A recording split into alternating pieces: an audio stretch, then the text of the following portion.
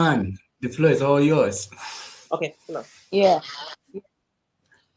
the pleasure is mine indeed to be with.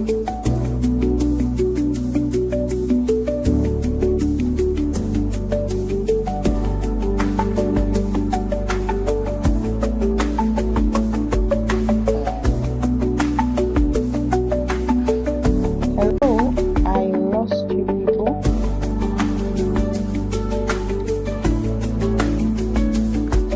We shall be right back. We're right back. Okay.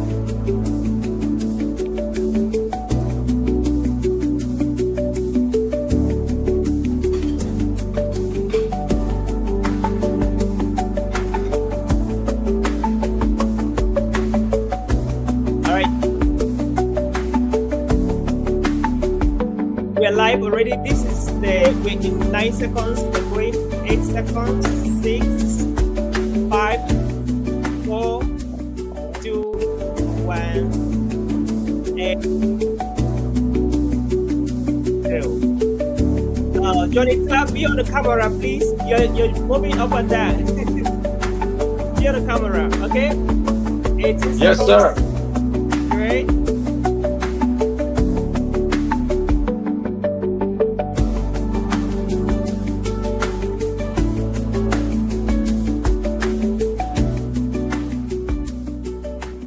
Okay. Okay. Okay. Mr. General. Yes, so.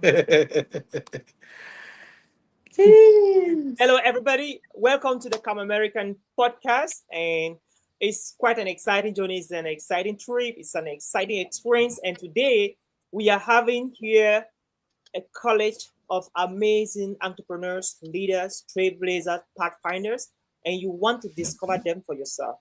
I am here with my dear brother and co-host, Johnny Tarr, and we have the pleasure to introduce to you our guest of the day. And of course, like I say, ladies before gentlemen. And we're starting with a queen from The Turkey, building. Oh, Queen Anne. Will you have the floor to introduce yourself, please? Building. oh wow. Hello, everybody. Good evening, and good evening, Mr. Edmond. Good evening, Jonita, and good evening, Mr. Oliver. It's a Good pleasure to be evening. with you all on Good this evening. podcast today. And it's for me, it's like one very long awaited dream that has just come to pass. So I'm very Wow. excited actually.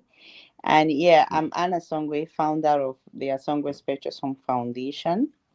It's a foundation that was founded in 2018 by me, and we are focused on youth and women empowerment.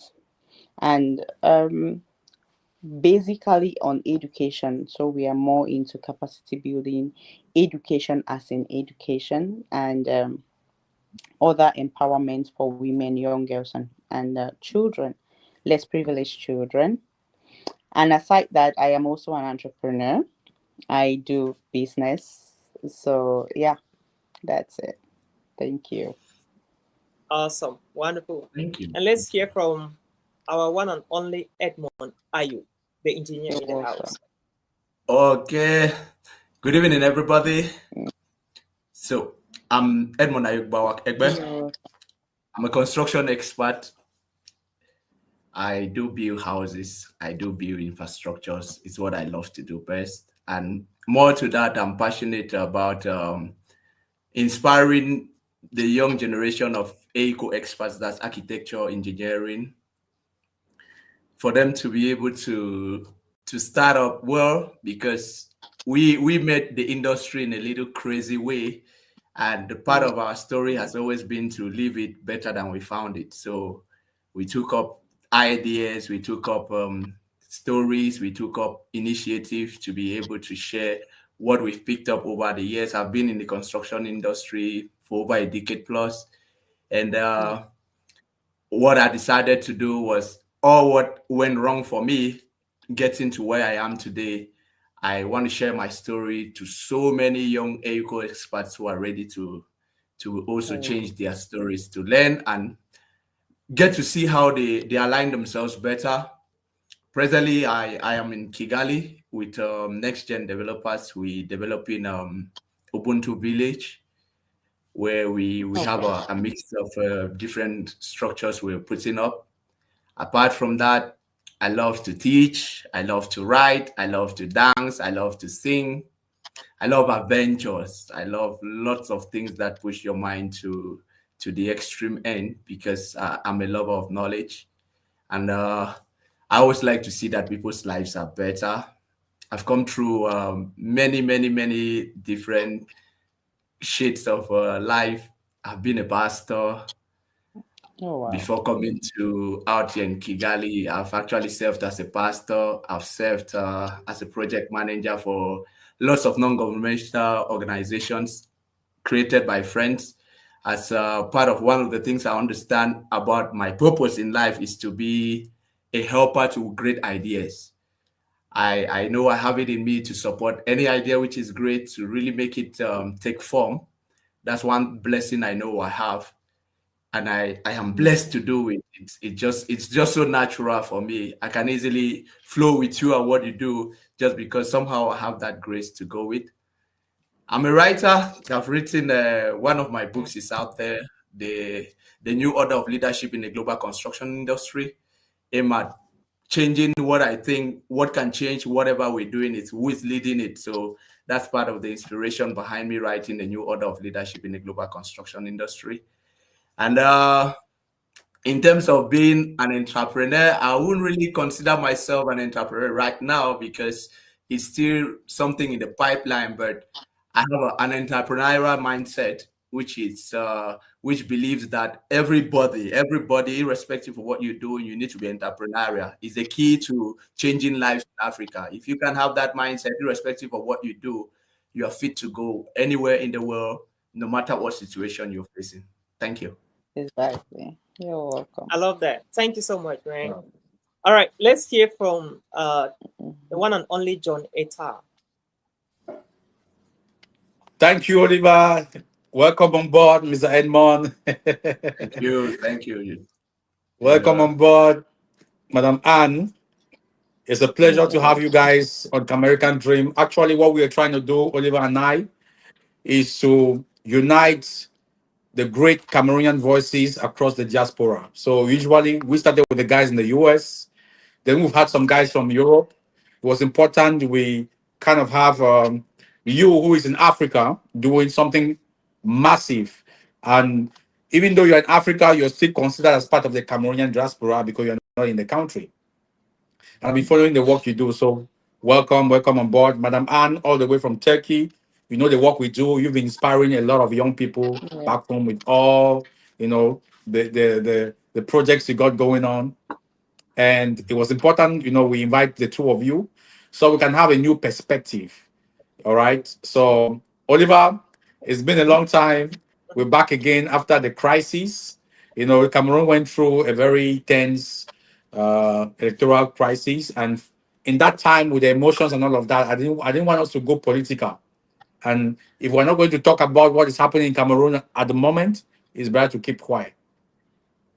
So we're back because for us, it's all about community building. It's all about uniting ourselves. It's all about pushing projects that are worthwhile and inspiring minds. So here we are again. Oliver, if you don't mind, I want to ask Mr. Edmond a very, very powerful question. Mr. Edmond, yes, sir. what got you to Rwanda, Kigali?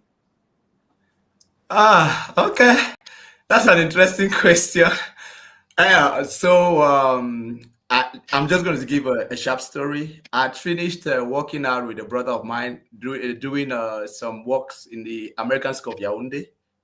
Yeah. That job of ours entails us doing some 200 meters cube of a driveway and building the security checkpoint that's found right in front of the American school building inside their compound. And when we finished that project, the people were impressed, and one of the workers in the American School of Yaoundé said the husband is doing something in Rwanda, and he's looking for an engineer or somebody that can come in as an engineer to aid in what they are doing. So they were impressed with what we did, and that's how she got to my brother, and my brother recommended my profile to the husband, and then we got to start having discussions. So from there, we had discussions and we came to an agreement, and boom, I got out here. Okay, that's how you find yourself in Rwanda. That's how I came to Rwanda. So I visited Rwanda. That was 2022, and it's a beautiful city, man. So clean. Yeah, Kigali, So Kigali. what? It's nice. People should always be precise. Kigali in Rwanda is one of the most organized cities in the Africa. Clean, secured. Yeah, it's an interesting place. Very interesting. So I know you are in the business of building and construction. So what's Mm. new? What are you learning that you think Cameroonians should get to know? Uh, for what's happening out here in Kigali, it's something which is common with Cameroonians. I want to feel that the default is just the vision of our leaders. They differ in so many ways. Cameroon has always been under construction, and there have been lots of awesome infrastructure as well as residential constructions ongoing in Cameroon, in different parts of Cameroon, because I've had the privilege to walk through the 10 regions of Cameroon from the highs to the lows. So I know exactly what I'm talking about. But what differs with what's happening here in Kigali is the vision of their leaders. They are interested in making themselves really get to a point where everybody gets to look at what they are doing. So, when Yes. somebody is bent on saying, I want everybody to look my direction, they'll go all Yes. out. So they're ready to Yes. bring in the best. They're ready to bring in ideas which others have. And that's what they are doing out here. What Wow. Cameroon can learn is, I don't, what we need to learn as Cameroonians is that whole concept of, do we really want everybody to see us for what we are, apart from football, that everybody knows us all around the world? Is there something else we want them to look at us for? Like right Yeah. now, I want to think in Africa, Rwanda is an information technology hub. Not because they've got the most sophisticated technologies, but I want to think it's because they're open to the fact that I want to be something that everybody can look at. They came through a bad history where they almost wiped themselves out. Everybody knows the genocide stuff. And the visionary leader which they have said, okay, fine. Everybody knows that crazy story about me, but I can be better. I can do something that everybody will look at me differently. And that's what he's doing. Yeah. And that's something everybody can learn all around the world. That Wow. irrespective of your negative story people know about you, there's still so much you carry that everybody will want to learn from, and everybody will want to come there. And that's what he's doing with all what is happening out here. Wow. Wow. Amazing. This is real because our goal right here is to convert what was previously considered brain drain into brain gain. You and I will have Sure. a lot of projects in Cameroon in the construction industry because I've seen what you're doing in Rwanda, in Kigali, and I think you should, you know, gather all of that experience and bring back home. Are you willing to do that? It's not something I need to gather. Rather, I'm actually doing what we are depositing what we carry from back home. That's Yeah. what I'm telling you. That's where the difference is. You see, if I had to come out here, it's because I had the expertise to actually deliver what we are seeing. When I had Yeah. a discourse with the leaders of with the leaders of my team, I remember telling them that a good player never loses a team. And I remember Yeah. even my technical director told me that I seem to be so much of a talker. And I told him directly that I am not just a talker.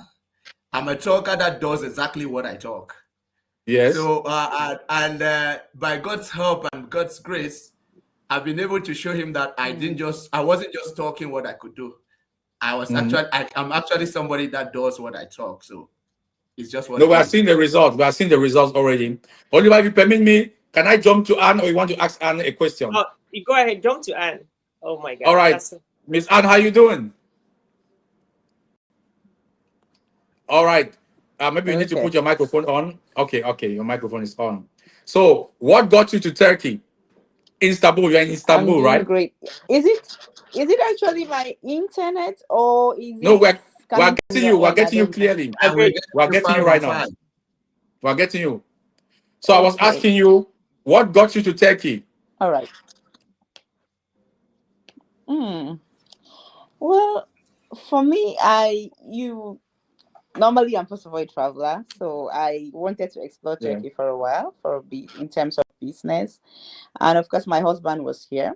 So I had to come and see Okay. him also for, family wise. And Mm. I also wanted to do my master's, which is what Mm. I have been up to for the past 2 years or so. And yeah, that's basically Yeah, I what, know you to be for one me, it's lady about, that. Yeah, go ahead.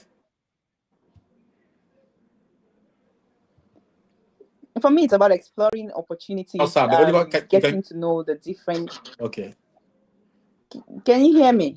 we Yeah, can go hear you ahead. now. Five We on lost five. we lost you for a bit. Go ahead. Get to 5 on 5. All right. So I was saying, for me, traveling is always about learning. That's the first thing.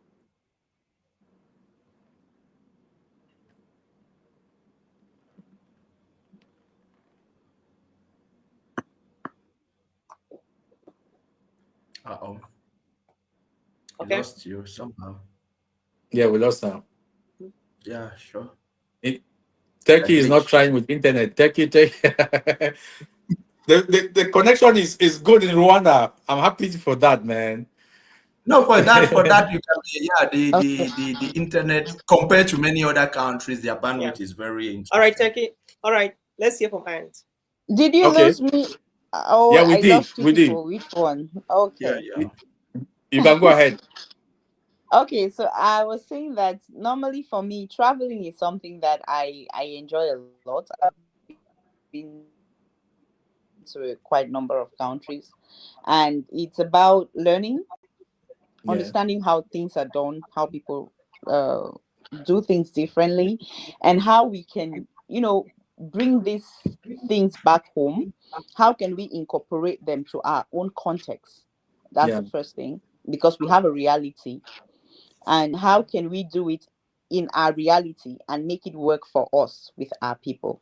All right. So that's for me a very important aspect. But coming to Turkey for me first was just to see my family first. Secondly was to expand my knowledge in terms of education, because I'm a lover of education. And thirdly, to explore the business opportunities that are in Turkey and see what's in for my people. Yeah. Oh wow. Wow. Interesting.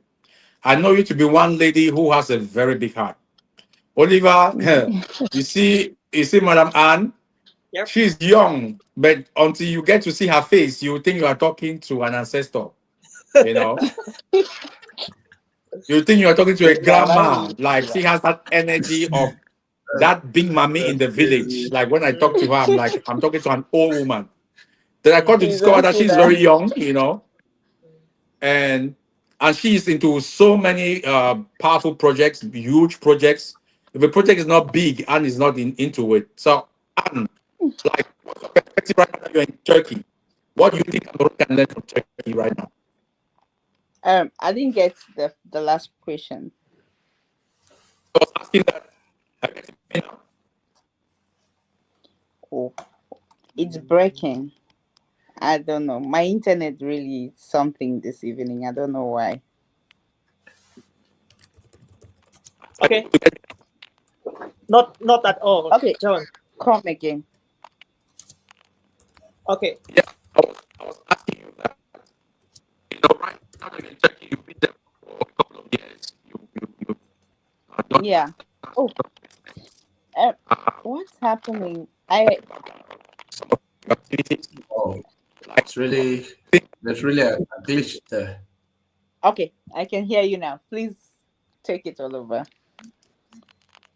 So I was going to ask you that. Now that you've been in Turkey for a while, what do you think Cameroonians can learn from Turkey? Okay. All right. Okay. You've been in Turkey for a while. What do you think Cameroonians can learn from Turkey, especially from your experience? Uh-huh. Oh, okay. Well, I would say first, Turkey is like their economy. It's, how would I put it? They are very. I live in Istanbul actually, but Turkey, not only in Istanbul, they have other cities, and they are very advanced in terms of infrastructure. But what's keen to me in Turkey is the way the people think, right? It's the way the people think. Now, some people say, give them, like, they interpret this mindset, this entrepreneurial mindset that they have, to be like, okay, maybe they are greedy or something. But for me, I see it as people that are, like, they are goal oriented. I mean, to the least, like, to a child that is like 5 year old, right? That's how they think. Like, they are wired to think like that. You will not, they don't know how to, they don't take free lunch. Yeah, they don't take free lunch. For them, they know that something must be in it for them to be able to do something. And I think that, um having done humanitarian work in Cameroon for quite a while before getting into business, I think that one thing that we must learn from Cameroon, if we are encouraging especially international education, diversity, exposure for our people, I think that one of the things that we it's very keen is that people should come out and understand what it takes to build a nation. I mean, the level of patriotism that I see here, the level of commitment, even up to like a child, he knows everything that is going on in their country politically wise. Like Mr. Jonita was like saying that, oh, he will not really want us to delve deeply into politics. Actually, I'm doing my master's currently in public administration. But I'll tell you something. I'll tell you that it's very important that we talk about it, right? It's very important that we talk about it. Why? Because leadership, politics, is how policies are built. It's how policies are birthed.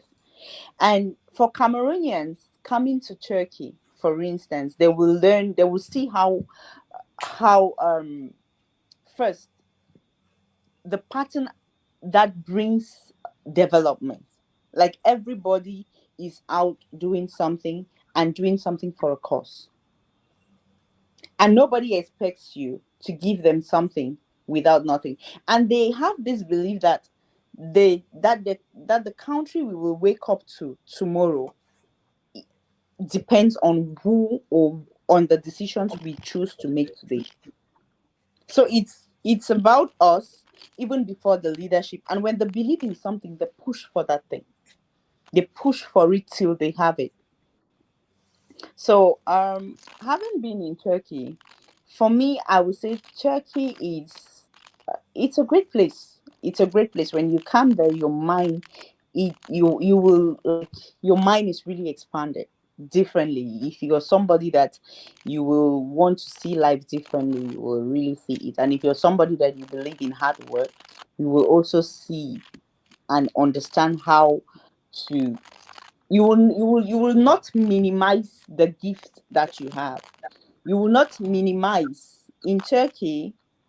You when you If you come to Turkey, you will not minimize the, even if you're, say, let me say, even if you're just producing, say, needles, right?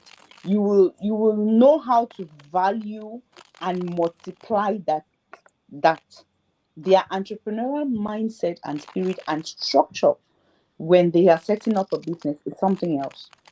Like, they master it, they know it, and you see it in the execution, the way they do their things, and they are very intentional. Like, they are one of the most intentional people I've known. You will meet a child on the way, and you will think that that child will, he will just do something for you for free. But no, that child will not do anything for you for free. The child is trying to outsmart you.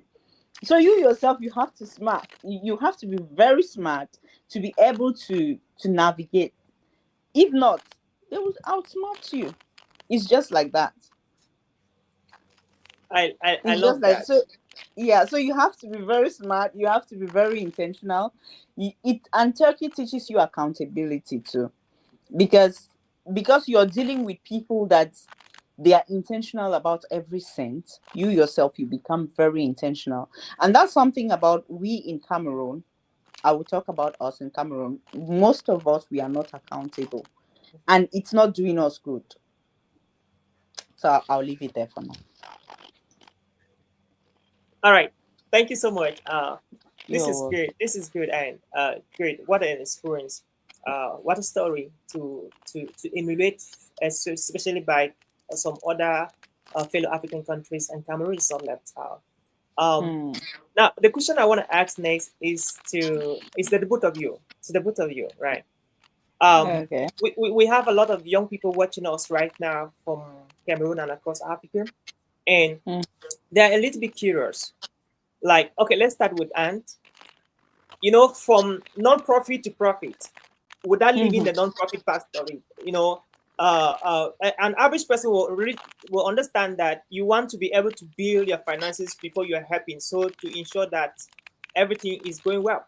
So what advice do you advise aspiring African social entrepreneurs right now watching us, and they want to touch lives the way you're touching lives, in how they can be sustainable in touching life, not in such a way that at a certain point they have the means to do it, at a certain point they don't have the means, and it becomes difficult for them to continue In the impact touching they're lives. looking. Okay. So based on your experience in the non-profit and in the profit, what are the three things you want to share with the That people watching means to us right do now, it. yeah, on how they Okay. can do what they do? First, can you hear me?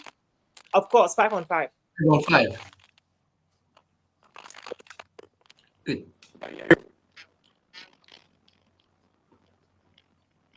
Over to you, Anne.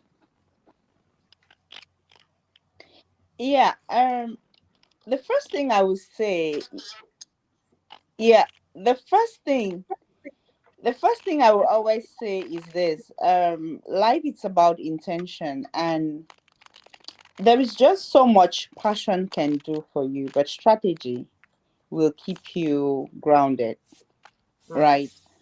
And it's very important to do things with purpose. That's the first thing. Be vision oriented, but when you're vision oriented, because the longevity of anything you will do is vision dependent. mm, That's just the truth. If you want to do humanitarian work, for instance, the vision of why you're doing it, your reason, the purpose, is the primary determinant of how long that thing will be in existence. And I know a lot of us, especially across Africa, we do things out of excitement, not out of intentionality. We do things because we think that we don't really carry out proper background research. But I would say this one thing: every organization needs sustainability. And if you will do, be it you want to become a social entrepreneur, you necessarily must not do it like what I'm doing, say leaving. So I've not left my social work. I'm still like fully engaged. But you will want to first of all understand what social entrepreneurship is about, right? And you will want to differentiate it from making emotional decisions, because a lot of us mistake social work to be something grounded by emotions. When you're running a charity organization, for instance, you must understand that you must be very logical. Every project you're working on, you approach it like a business.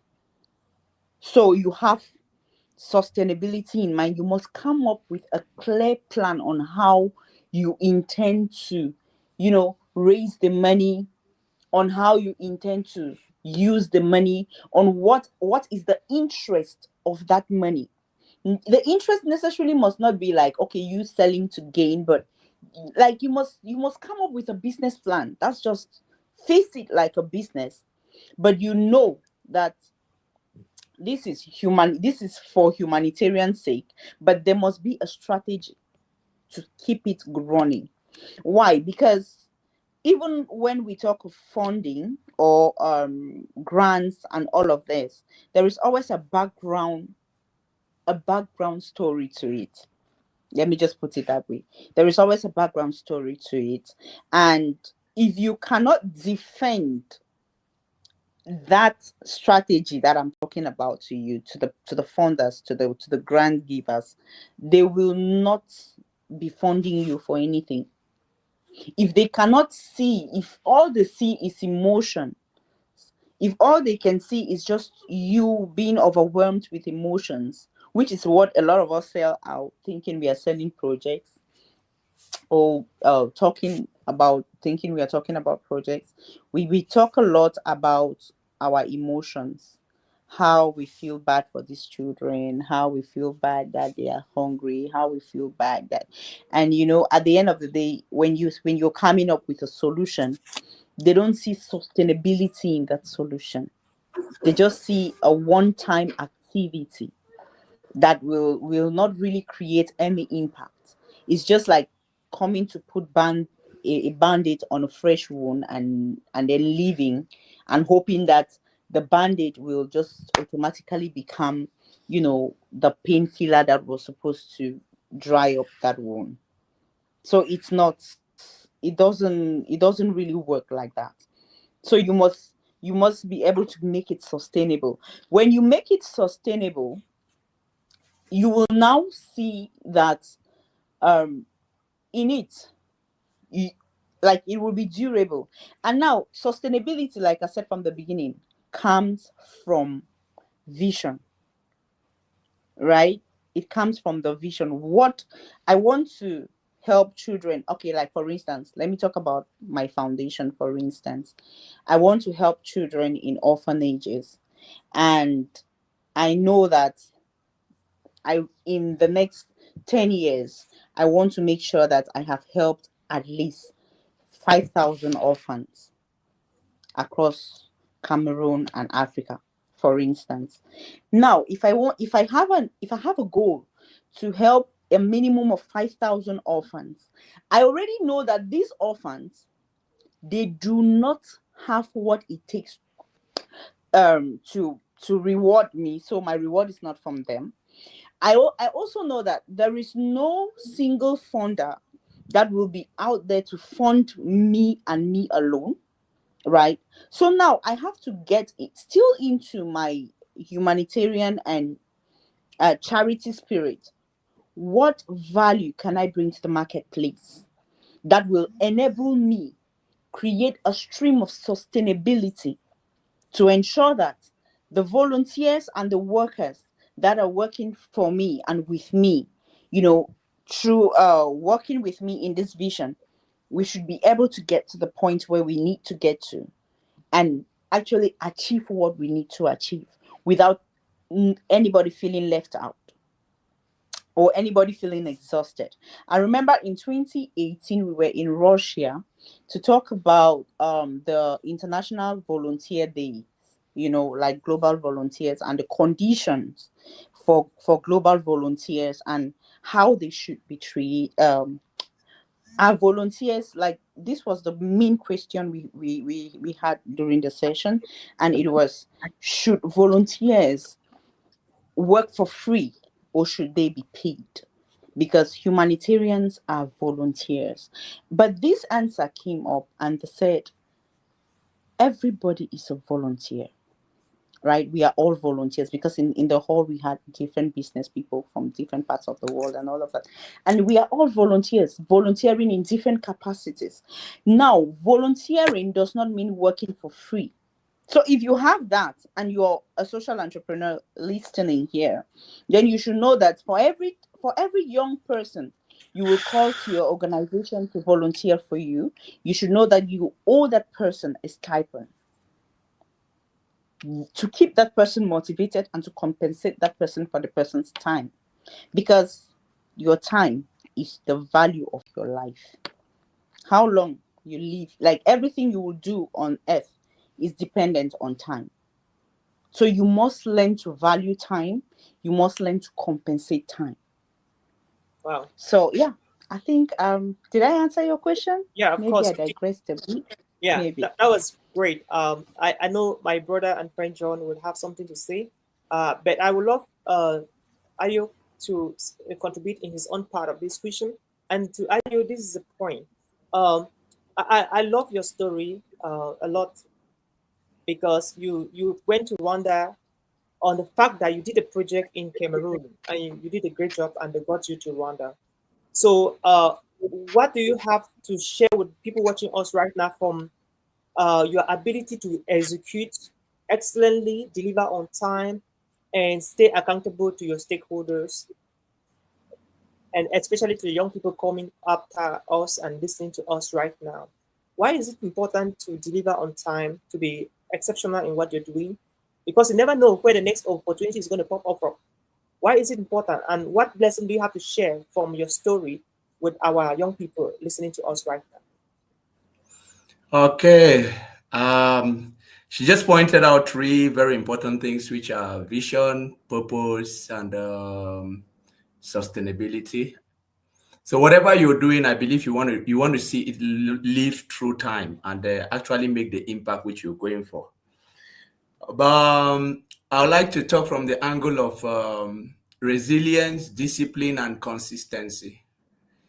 Uh, my story through that corridor, it's all about discipline, resilience, and consistency.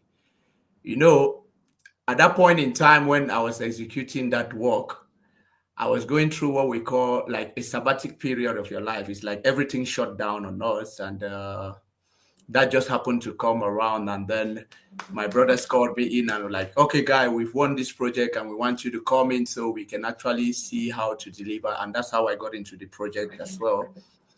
But you needed to be disciplined. You needed to understand that there is need for somebody to be consistent in what they are doing. People are looking at you and they want to be sure that you are consistent in what you're doing.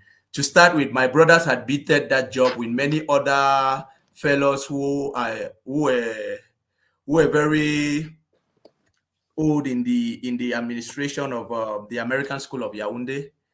And one of the things that happened in that project was that they beated the highest.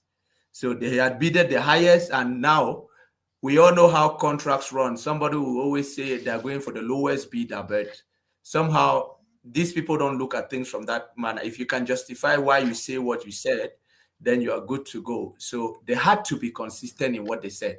I even remember one of the time my brother was like, "We are not changing the price." Tell that guy. We had an inside person, and it was like those things were still like that.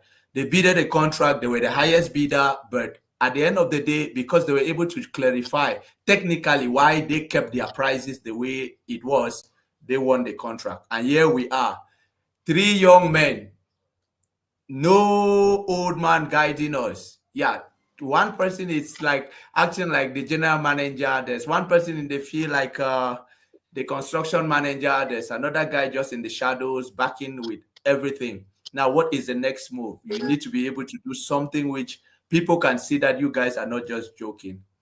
But sincerely speaking, I would say it's God, because that brother of mine is actually a pastor as well.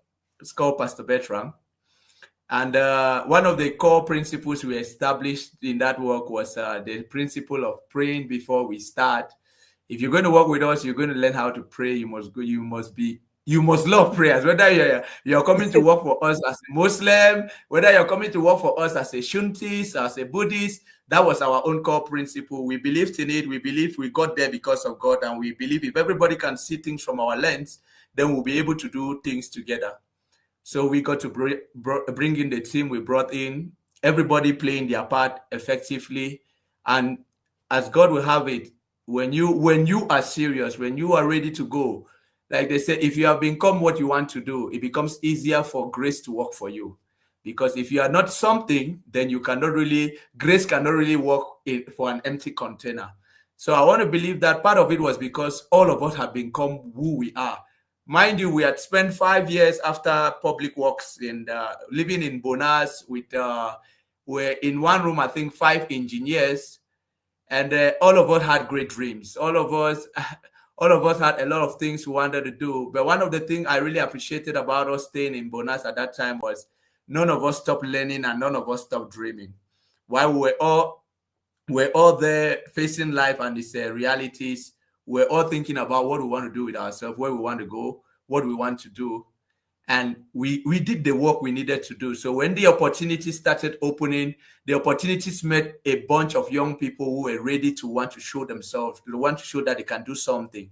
And we went all out. We just aligned. And they will say, when you aligned, when there is a flow, what you are doing at that point in time becomes easier. So we're able to show what we know, we're able to do what we know, and we did it on time, we finished on time, we deliver. And those are the things which I want to feel that somehow as Africans, we miss it a lot because we are kind of a group of people that have been schooled with the entitlement mentality, with the pampering mentality, whereby we feel that doing just average is enough. Whereas somebody will need you to push past some limits, somebody will need you to push past some dimensions others have not pushed before. And most of it is simply, I wouldn't really blame most people for acting the way they act. Our environment plays a lot on our minds. Our environment plays a lot on our mind. You have to be somebody who dares to dream beyond what the environment is telling you. You have to be somebody who dares to dream beyond, because you can imagine, this is how our parents think about it. You've gone to public works, you finish public works. If you are not getting a job, those are entrance exams coming in. Go and write ENS, go and write NSET, go and write that one so that you can make it into a school and stop turning around there. I even remember sometime back in one of, when I was going through this sabbatic period, I had to call one of my sisters for help. And I'd been in Yaoundé, I think, for 5 years or so. And I remember asking me that evening, what are you really doing in that Yaoundé, no? What are you even doing there? Every day you are going to church or whatever you are going, better pack your things and come back to Kumba. And let's see what we can do for you, whether they are following you a bush line at all. But I'm also one of those type of individuals who is stubborn. I'm stubborn with my dreams. I have one core principle which says that if I'm alone against the world, then I'm okay. In as much as my conscience tells me it's good to go. You alone against the world, it's okay. Let your conscience be right and God be by your side. It's okay, because one with God is 10,000 with men. Come on. So that's what, those are the kind of convictions I've held for a very long time. It's guided the way I do the things I do. And it's been part of why I am resilient. It's been part of why I give myself to the disciplines which I give myself to. It's true, from my very early stage in my career, there are a handful of those ideas which are not harnessed them. They were still kind of scattered. But as I grew in the career, as I got to meet one or two interesting people, they started helping me put some solid foundations under those things. And that is how my discipline got to align. That is how my resilience got to build more. That is how delivering things just as you said you would do became part of how I do what I do. So I used to say, if I know I won't do it, I prefer telling you that I will not do it, because I've seen a lot of people say they will do things and everybody said, are you sure? Then we get to the point where, especially in the construction industry, it's very common in Cameroon, and especially with people who are abroad trying to get you to help them build a house or so. If you are doing them an estimate and you said something was 10,000, then along the way, you come and tell them that, you see, that thing I told you is 10,000, you might need to add a 1,000 francs. First, there's that trust issue. They start thinking you're playing tricks. Those are the type of things I saw not working as an engineer, which I said, okay, we are going to do this engineering differently. We are going to study to actually be good at what we do, so that if we say we can do it, it means we can do it. And what we say we will do is what we actually do, unless there are other surprises which always come around to stop you. But let your word always match your actions. And I can tell you that for your words to match your actions, you must have great discipline. Because you can be so motivated, so inspired to want to do something, but if your discipline is misplaced, you might end up failing people in what you say you will do. You might end up not delivering in what you said you deliver, and that does not only affect you as an individual, it affects it spills into every other thing that concerns you, because somehow at the end of the day, your greatest asset to everything that you say you can do is you. So if you fails, it means that every other thing will fail, not because those things were meant to fail, it's just simply because you as an individual have failed. And once as people lose trust in you as an individual, you're definitely going to lose motivation. You're definitely going to lose that capacity to really want to keep going. So I would love to say, in a nutshell, all of it has to do with who you are. Who have you said you are? And what are you doing to keep who you are as who you are? What are the things you're doing and how are you going about them? Because that is what will help somebody to believe that you can do what you do and get you somewhere. And now, with respect to delivering, you see, we were many of us on that project, but I was the one who was recommended. You get the point? We're many of us, but I was recommended. Now, I was recommended on the basis that we all share the same vision. We like to do things and deliver. But it's just like somebody gives you a door to go through. However, you come out on the other side of that door is greatly dependent on you. There's one of the advice my father gave me the day he dropped me in front of Survey School, Boya, after I passed the advanced level, that has never left me. When we left Kumba and came right up to the gate, when I was about to leave his car, he said, "You see, my son, I have done all what I can as your father. And now you are going into that school. However, you come out on the other side of that school is all on you, because me, your father, I've done my part. You, how you come out on the other side." So those are the type of things that have always guided me. Like if I get to get an opportunity, whether it's one that was recommended by somebody, whether it's something that somebody helped me get, the thing I always say is, yes, you've helped me get to this point, but how I go from here to the next point is solely dependent on me. And I start asking my question, what must I do? And I go to work. And I go to work vigorously. I go to work rigorously. I'm one person. If it's all out, I am an extremist in how I go about doing things. I'm either too engaged or I'm completely not with you.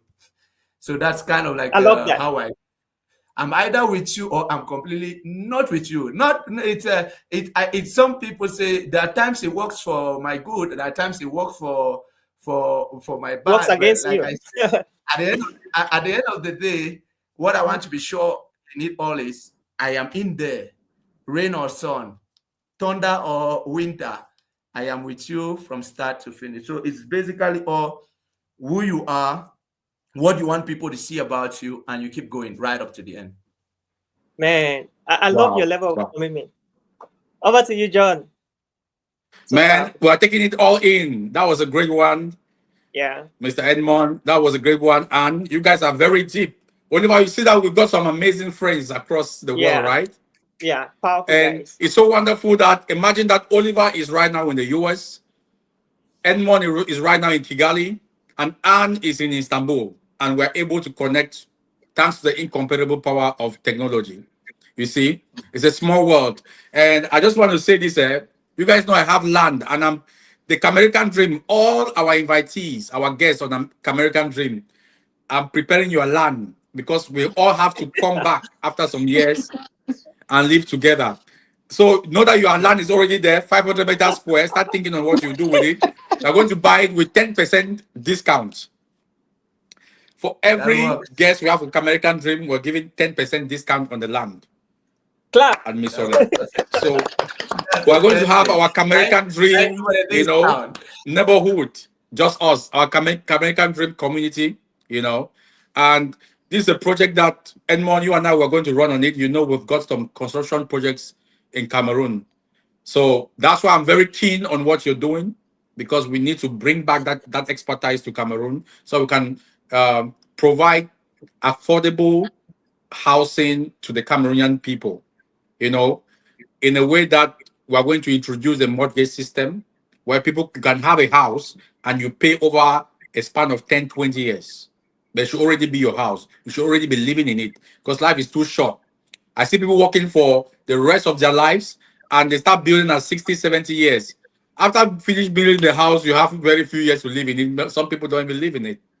So why don't you get a house in your early 20s? You start living in it and paying for it.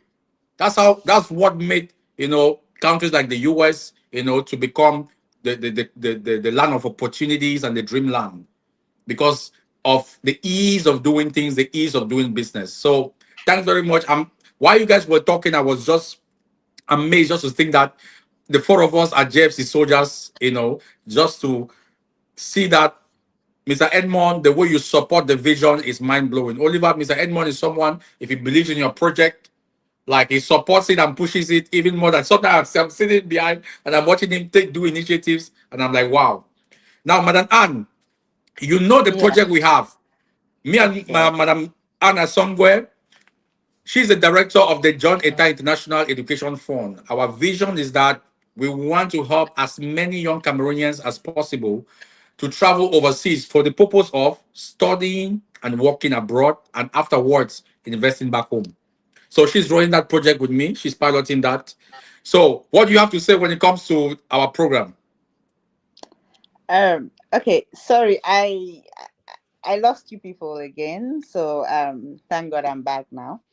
Right. Okay. First, I want to say something to the Cameroonian community and to Africa as a whole. Every generation has a gift, right? And these gifts, they come like men, in form of men. And I want to tell us that God gave us a gift, like in Jonita. And that gift in him is like, okay, you people have cried. I have heard your cry. You have prayed. I have answered. But do you even know how your answer looks like? Cameroonians. That's what God is asking you. Like, young people, do you know what answered prayers look like? Do you know that for every answered prayers, there is a responsibility? You have a responsibility on your own part, and God has a responsibility on his own part. This morning when I was meditating, I was on Isaiah 1:18 and 19, and this verse came to me like it came like power, where God said, Come and let's reason together." My God, it Hmm. reflected differently, and I just thought about the opportunities that John is bringing to the table, and how, like, it's like gold being just being, you're in a house of gold, and they are just calling you and saying, come and take your own gold, and then you're like, is Speed this up. real? Or can God really answer prayers so easily? You get. And this is Jonathan. He's a man of vision. He's a goal oriented human being. And and and I will say this for free: he's that man that God has sent to take Ah. Cameroonians out of poverty, right? And I know that it may sound like I'm oversaying it, but I'm not, right? Because he has the people at heart. And not only does he have them at heart, he's going out of his way to ensure that people see the difference, which is very important. And when he told me about the GFC, I was like, my God.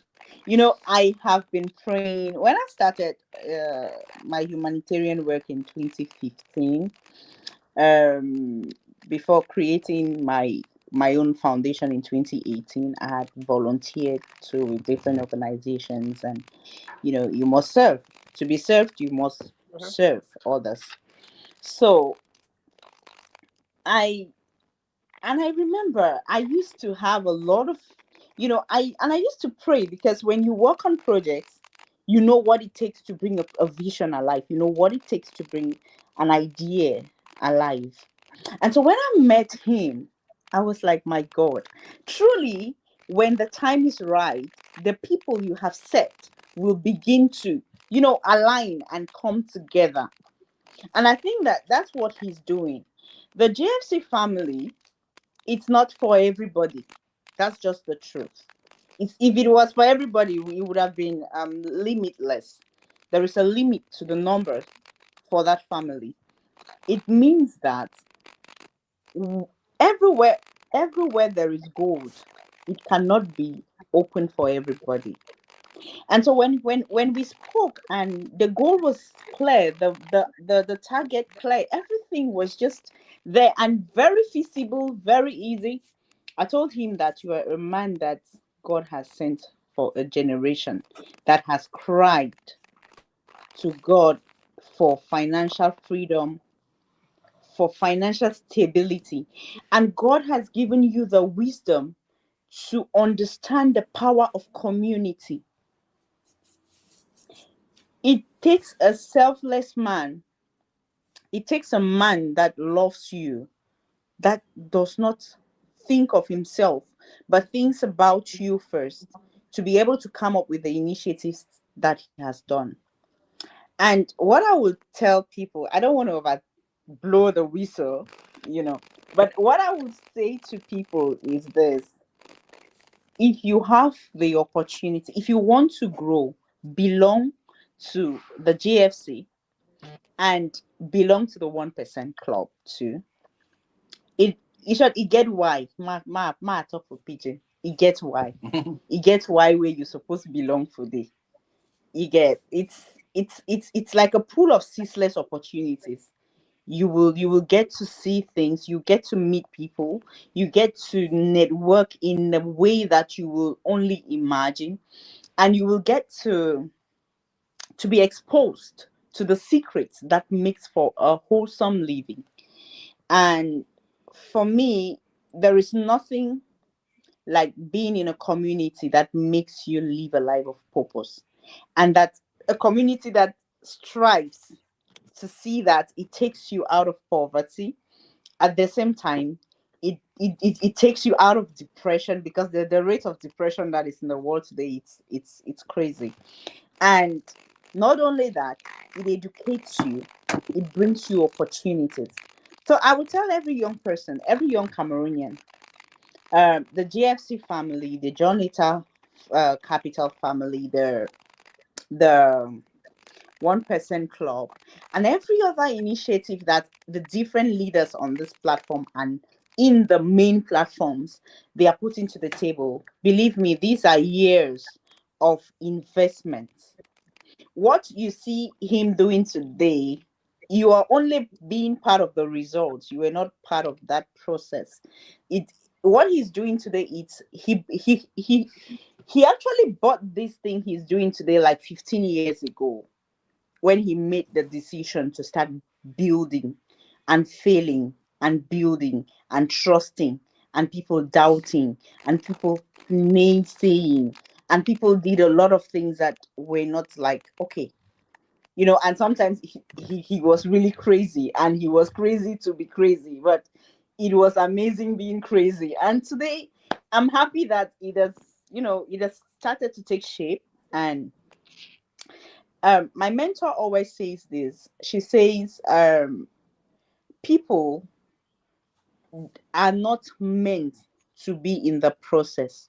They are meant. The reason why the results, the reason why you will have a lot of people come to you when you have results, is because the result is for the people, but the work is for you.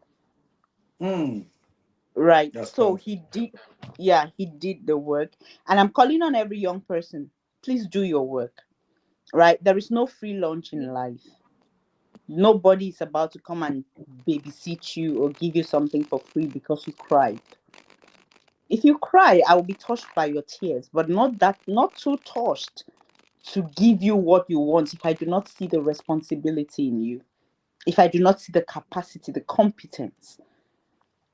Passion alone will not let me give you. You need to prove to me beyond passion. What do you know? And that he has proven. So, like he said, we get land for say. So please join the family and buy land. Thank you. Great. Yeah. Awesome. Yeah. Oliver, yeah, Yep. like this is the And I Camerican also brain. want And, to 1 minute, please. Don't say I cut you, yeah. John. I would just want to talk about the John Ita Education International Education Fund and what we are doing there, and in light with also what we recently launched in the Asongwe Spectrum Foundation. Actually, after 10 years of operating the foundation, I think almost 10 years, yeah, of operating the foundation, we are now turning the foundation into a funding foundation. So we want to fund young people. So that's where we are working on now. We want to turn it into funding young people, young initiatives, young girls especially. And somebody asked me, why are you so passionate about young girls? Please don't ask me. But and funding young entrepreneurs and pushing them to the top. And not only that, we just launched what we call the 5,000 no the Better African Talent Scholarship.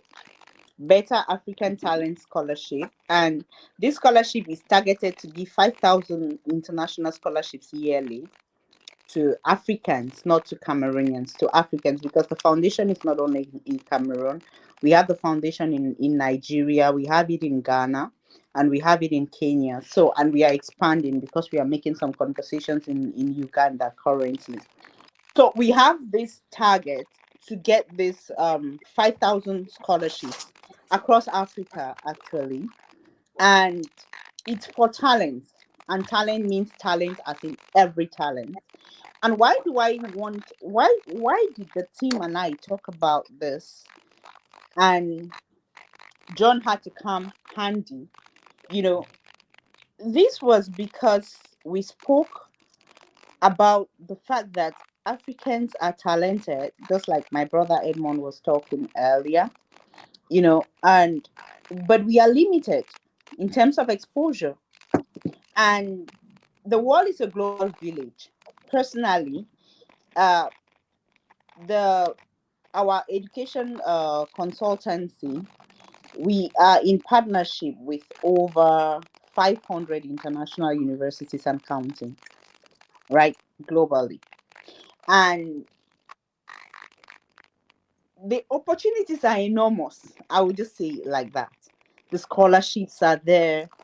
The the platforms are there to help you build that talent that you have, to help you groom the talent, to help you understand how to monetize your talent, right?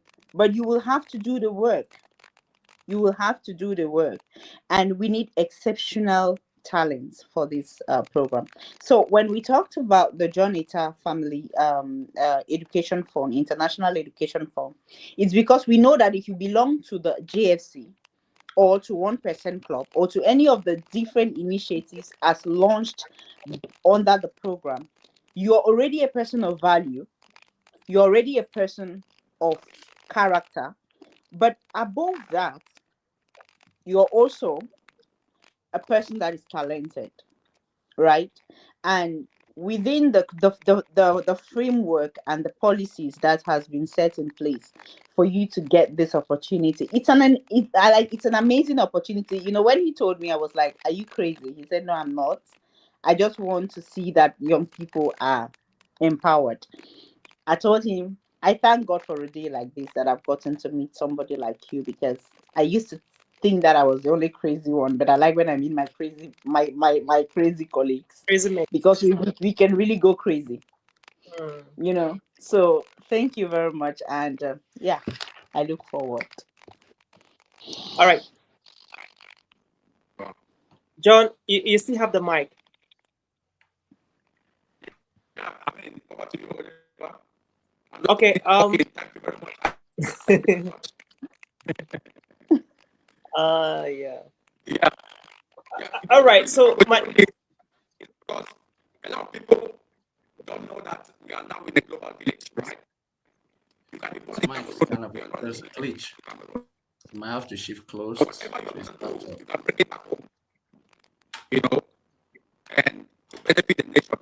It's important for Cameroonians to travel overseas to There's a explore glitch, the John. I think you should maybe adjust your mic or something there, about your voice is. You're breaking. yeah, it's internet. Yeah. Over to you. Over to you. All right. John was saying that a lot of people need to understand that the world is not a global village, and you can be in any part of the world, and we're building things together. Exactly. Yes. So he was just queuing in from where Anne ended by saying that we can do big things together, great things together as a team, as a family, irrespective of who takes the credit, irrespective of where you are, because it's about the next future, the next generation. And when we pray, God answer our prayers by sending us men with visions. And for us to get the prayers that God has sent through men, we have to be able to embrace the visions and ask ourselves, what can I do? Like the President John F. Kennedy would say, stop asking, what have they done for me? What have my country done for me? But ask, what have I done to my country? And at this point, we are not asking, what has John Ettard done for you or to you? What is the team doing for you? But ask, what can I do? How can I do? And that's why we have Anne from Turkey coming in as a global education director. We have Edmond from Kigali coming in as a project engineer and architect, and myself supporting with the technology here from United States, and see how can we do this together for the good of our continent, country, community, and all of that. So the question I have goes to Edmond. How can we eradicate, maybe not completely, but partially, the mindset of because we are competing for excellence, and people don't care whether you're from Africa or from Europe or from America. They care what you bring on the table. Is it excellence? If it's not excellence, let's forget about it. And that's one thing that many people from Africa don't get it. They believe that they can get opportunities because of emotions and pity and all of that. It doesn't work like that. Somebody made that comment when Emma was talking, I think it was Anne or Emma. He said, you only bring in the best. Excellence. That is what the world wants to buy. The world is looking for excellence and not average. So what ideas, what philosophies can we be able to inculcate in the lives of our young people that can be able to actually push them or propel them to start competing with people from Europe, America, Asia? I'm not just saying that we don't have what it takes to compete with these guys, because if we have the mindset we don't have what it takes, we will remain very poor, very unprivileged, and the opportunity will be taken for us in the twinkle of a second. What do we have to say, please? Thank you very much. That's one of my goals. You see, part of why I share knowledge of all what I've learned over the years is to actually get people to that point. Playing on the global stage needs you first to discover your uniqueness.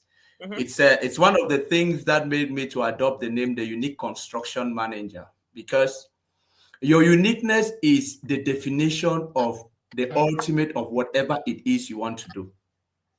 If you can discover your uniqueness, irrespective of job title, irrespective of the activity you're involved with, irrespective of the domain where you or your domain of expertise, your uniqueness has a way it makes you play at the best form that everybody will look at.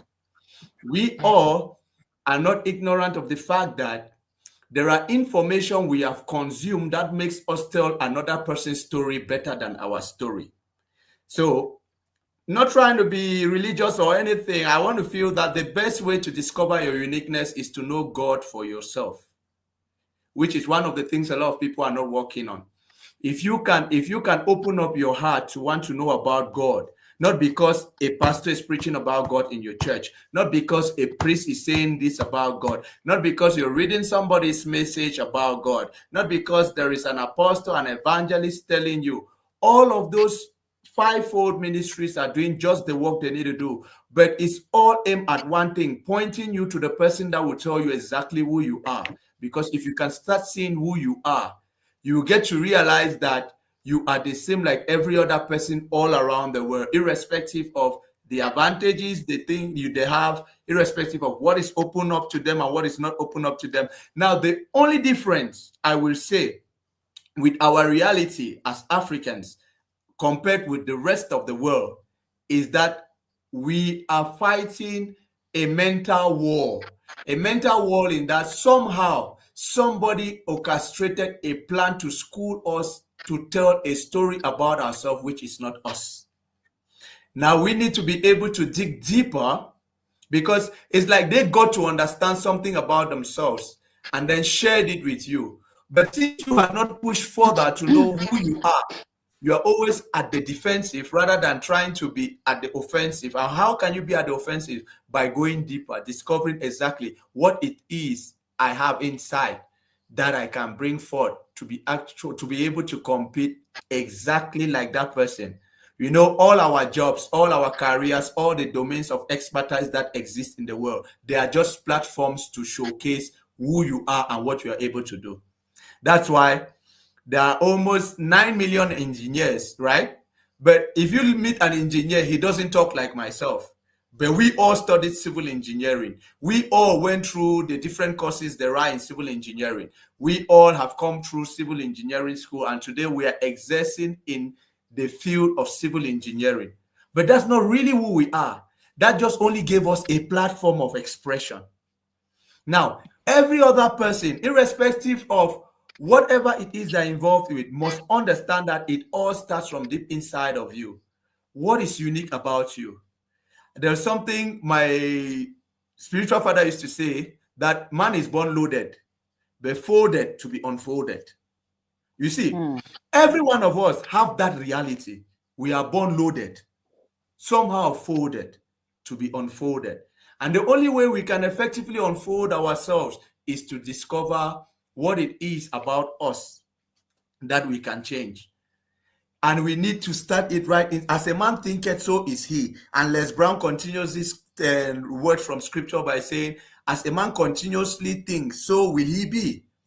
Now, how do you continuously think? I was given birth to in Kumba. I grew up in Kumba, right? I left Kumba to Boya, left Boya to Yaoundé, went to Manfe, where I started my first experience as a civil engineer. I worked on the Manfe Ekok Road. I was a laboratory technician there. But now, there was something which I had to understand. Wherever I was just a place in time. What I am is what is inside of me. And that is what you push every day. What is it that you have uniquely that can help you express yourself differently? Like, you see yourself, you are a public speaker expert, and there are there are 100 million of other people doing the same public speaking, but they don't talk like you. Why do you do it differently? It's just simply because there's something unique about you. Jonathan is into social entrepreneurship, doing lots of things, right? And there are many guys doing what he's doing all around the world. But why is he doing it the way he's doing it? Is because he has something unique about him. Anne is in Turkey, doing all what she's doing. And there are a handful of ladies who are also having the same ideas like she's having. They are doing lots of work like she's having. But what are they doing? They are all doing it uniquely. At the end of the day, what does that tell you? We are all unique. And we all have unique expressions. Everything everybody is doing is just a platform. Now, it's your uniqueness that determines the degree of your expression. If you can dig deeper into your uniqueness, it would point you towards the height of what makes you to be able to compete with others. Because that's what it is. When you get onto a stage, there are many engineers in Rwanda, but what makes us all different is how I do engineering. What makes us all different is how I express myself in the same engineering we all have studied, because I have understood one thing. I have something that is unique about me. I have something that is different from every other person. And it has in it the ability to complement others, because we are all different and unique in our own ways, because we have in us all what complements the other. That is why we are all put in this world. And we all have purposes. And when they try to align our different purposes in our unique way we go about it, we find out that it still boils down to the same thing. You are doing public speaking and you want to help people's life. She's doing social entrepreneurship and still wants to help people's life. Jonathan is into social entrepreneurship and still wants to help people's life. Edmond Ayuk is doing building construction, and it's all towards what? Helping people's life. Because at the end of the day, our uniqueness is what connects us all to the highest realm of our expression. Every young man, every young woman, wherever you are on planet Earth right now, listening to what I'm saying, that is what you have. You must seek to know what is unique about you. Don't say no, teacher work done, I did one so day for my blood. No. I, for one, Edmond Ayok, I know how to do social media marketing. I know how to do secretary work. I've been a hawker. I've been a shoe mender. I've been a bartender. All of those things were just platforms for my uniqueness to express itself. And it did its utmost best on every one of those platforms. Whatever jacket I'm putting on, one thing is certain. What's unique about me? Because if I can get a glimpse of my uniqueness, I already have what it takes to compete on the stage where every other person is standing. That's what I've got to share. I love that, Edmond. I was listening to Priscilla Shearer yesterday, and he was in the podcast. She was in the podcast with Pastor Craig Christian, and she shared a very inspiring story. How when she graduated, for many of you watching right now, some of us may know Priscilla Shearer. It's a powerful American evangelist. Yeah. Thank you. So she said when she graduated from college, her greatest dream was to become a communicator, a radio, a journalist, and all of that. So she got into the media, and every contract that comes her way, before she noticed that she's about to embrace it and start doing it or executing it, they will cut it off. The contract would just fell out. And she went through that period for quite some time, and she was a little bit frustrated. And so she got worried, and she was asking God, what are you trying to say? And she said in that podcast with Pastor Craig that God was actually closing doors for her and opening new doors where she was supposed to go. And so when she started ministry, she was having a team where she would preach on episode. So one of her cameramen said something that this is how you stand in front of the camera, behind the camera, this is how you speak. And in her heart, she was like, I know it already. I know these things because I learned during my journalism, days when I was still struggling to build a career in journalism. And she made a very powerful statement by saying that you may be right now volunteering and you're not being paid. You may be doing something right now that's not put food on your table, and you feel like you're being cursed. You feel like you are not blessed. You feel like others are succeeding and making progress and you are stagnant. And that is a training that God is training you for your next level of glory, to your next level of life, to your next phase of life. And most of the time, like Emma will say, and Anne will say the same thing, the trainings that we have to go through to become the best versions of ourselves, most of the time, we shall execute this training. We cut ourselves away half trained. And when we eventually get to where we are supposed to be, we mess up. When we are supposed to play, we are practicing and rehearsing how to play. And that is the big problem with many people from the part of the world from where many of us were coming from. Most of the time, they say that I'm suffering. For instance, I came to the United States not through the lottery, not through any other stuff. I was invited to come and speak in 2023 in Arizona. When I spoke in this conference, I went back to Cameroon. I was living my normal life, and every day in 2024, last year, I got invited again to speak in a conference in Florida. And the guy who invited me is kind of a mentor to me. He's a mentor to me. He met me on Facebook in 2012. That's when my journey with James started. So he started mentoring me, coaching me, mentoring me, coaching me, and observing my growth. So in 2023, I had a speaking gig in Singapore.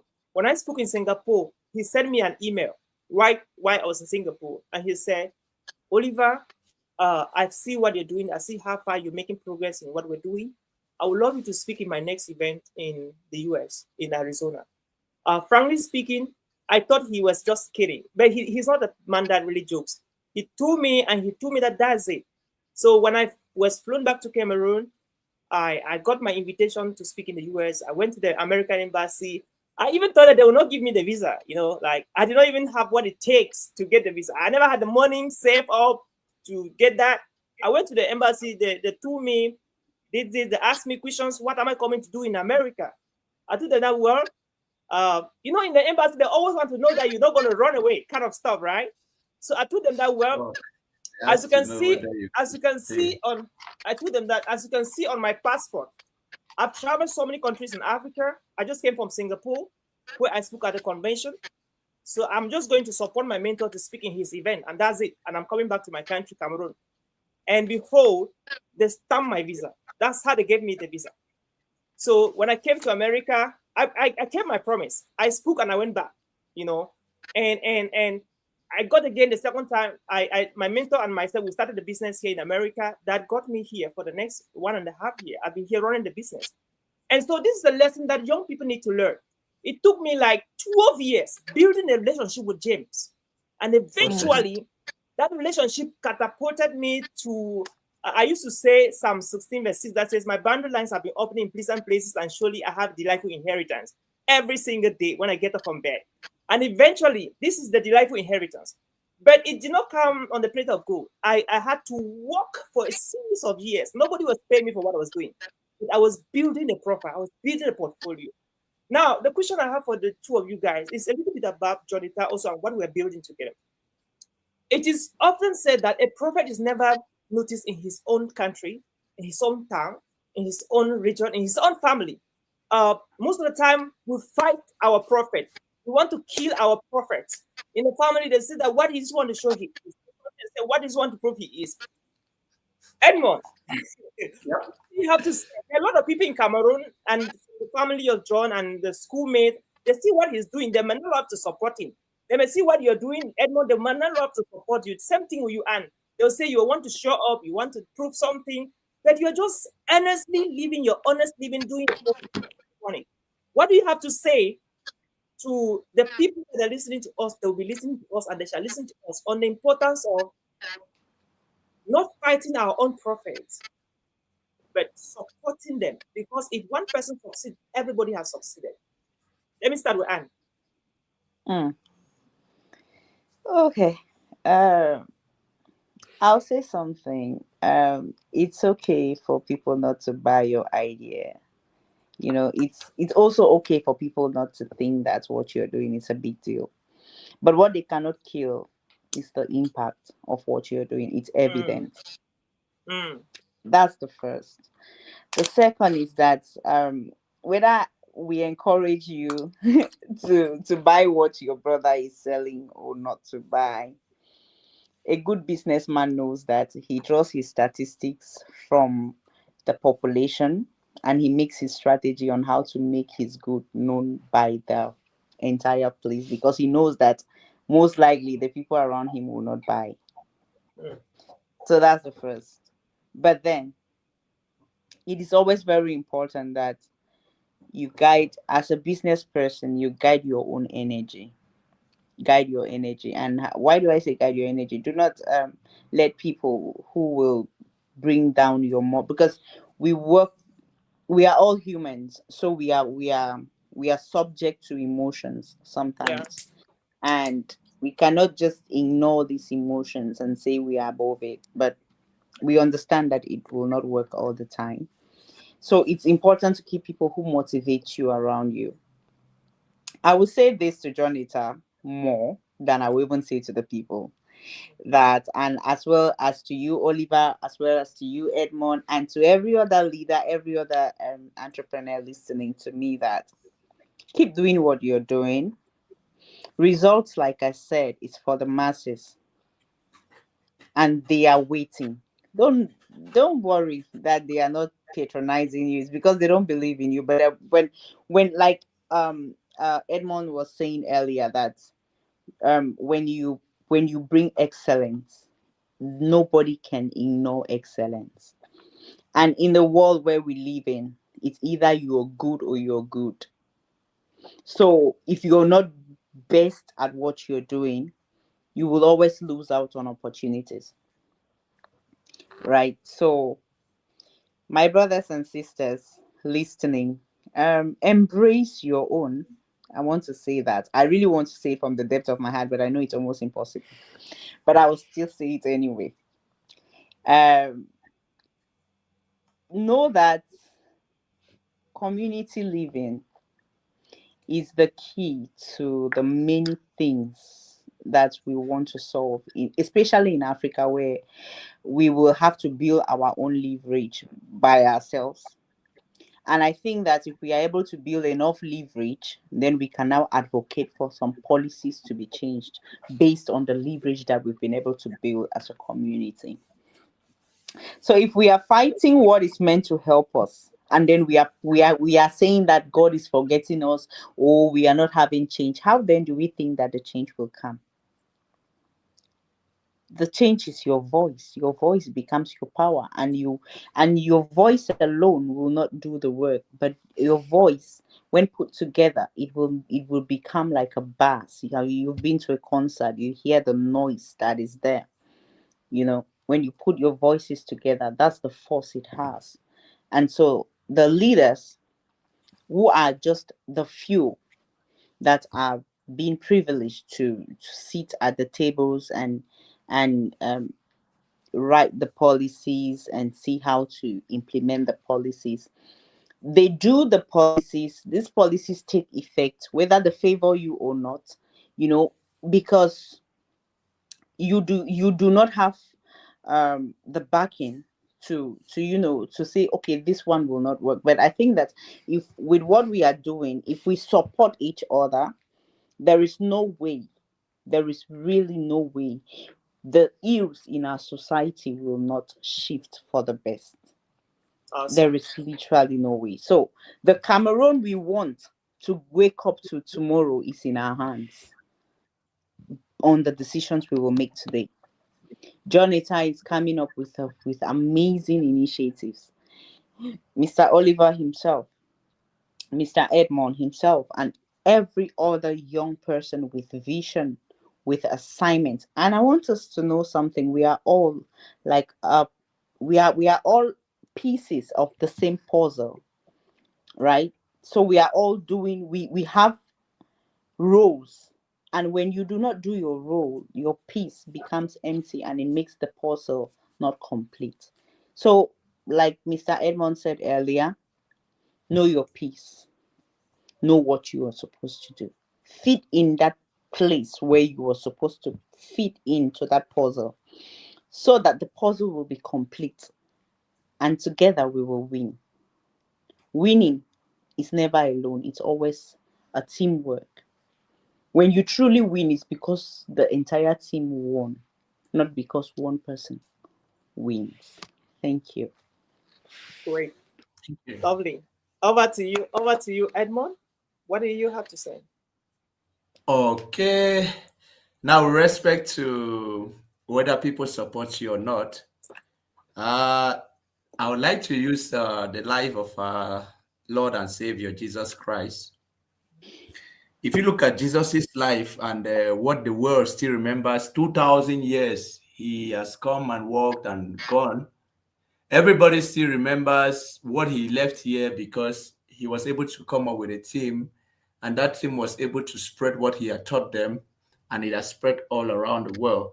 But if you look at the beginnings of what he did, Mhm. it was not really a thing called for, it was not something he was looking for who will support him and who will not support him. Rather, he was focused on the mission for which he had been sent. He came around 3 years, 3.5 years. He lived 18 right up to when he turned 30. Then 3.5 years. You can imagine the amount of time he used to prepare for that mission of 3.5 years. All that time, we heard nothing about him. After he left the temple at 12, he disappeared from the scene.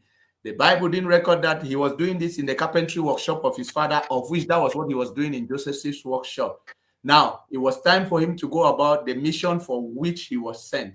I don't think Jesus left the house that day when he was going to see John the Baptist, for John the Baptist to announce that, behold, the Son of God will take it. You see, I don't think he actually was worried about Mami Mary for Nazareth, need for support this vision.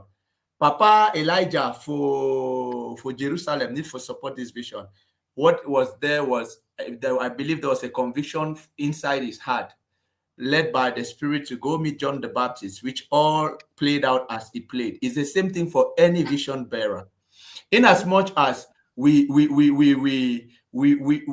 love people, we are social beings and we love people to support what we do, but I believe your understanding of purpose takes away the pressure of support from your mind, because a man on purpose ultimately ends up with support unless you are not going about purpose. Yeah. I love that. Ultimately ends up with support. Now, if you don't have that understanding, about why you go out for purpose, why you do this, you will get lost. That is why most people's visions and purposes have been adulterated, because at one point in time they were so bent on wanting people to support. So any Tom, Dick, and Harry who does not align with what they are doing will come in, and because he has the means, because he shows them. You see, if you look at the temptations of Jesus, it's part of what it is. When the devil took Jesus and stood him on top of the temple and said, okay, I will give you all of these things if you bow to me. Do you know it's more like you having your purpose and you need to save mankind, and somebody is telling you, I know you want a community, man, I can pull 1 billion people to support this idea you're doing right now, but all I need you right now to do for me is just go my way. Are you going to just easily tell away? Edmond, you're raising a very strong point there. All right. I want to ask you a question before you continue. That's a very strong and very sensitive point. So I'm just letting you ask this question. Yeah. Okay. What's the solution? How can you guard your purpose? Now, I watched the movie. I don't know if some of you guys have watched this movie.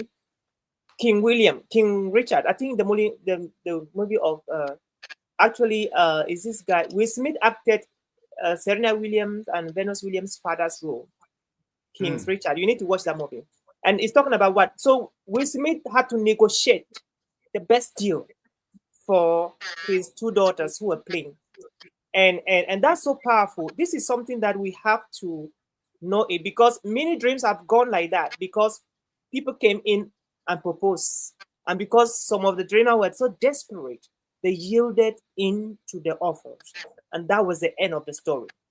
What should we do as dreamers, as visionaries, to protect the dream and not to negotiate and give off and trade off the whole dream and punish lives? What should we do?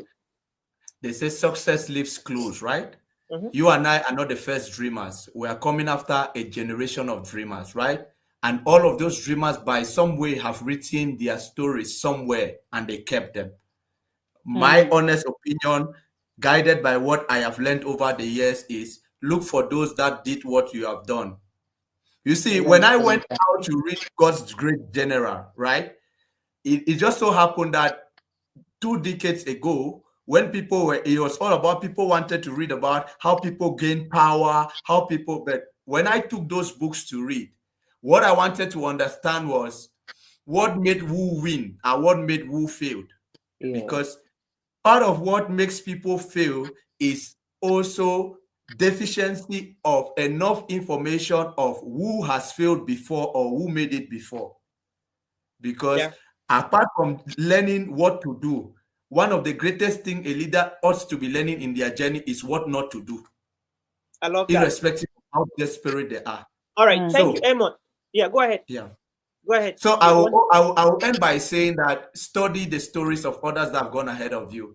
It will be a light to your path. Okay, thank you so much, Edmond. I think Jonita is also a good example in this context. The people that he started with them might not be the people he's with them right now, right? So people come, go, and then the momentum keeps going, the vision keeps advancing. I love how Edmond ended it. Now, let's hear from John before Anne. John, you have to say something, brother.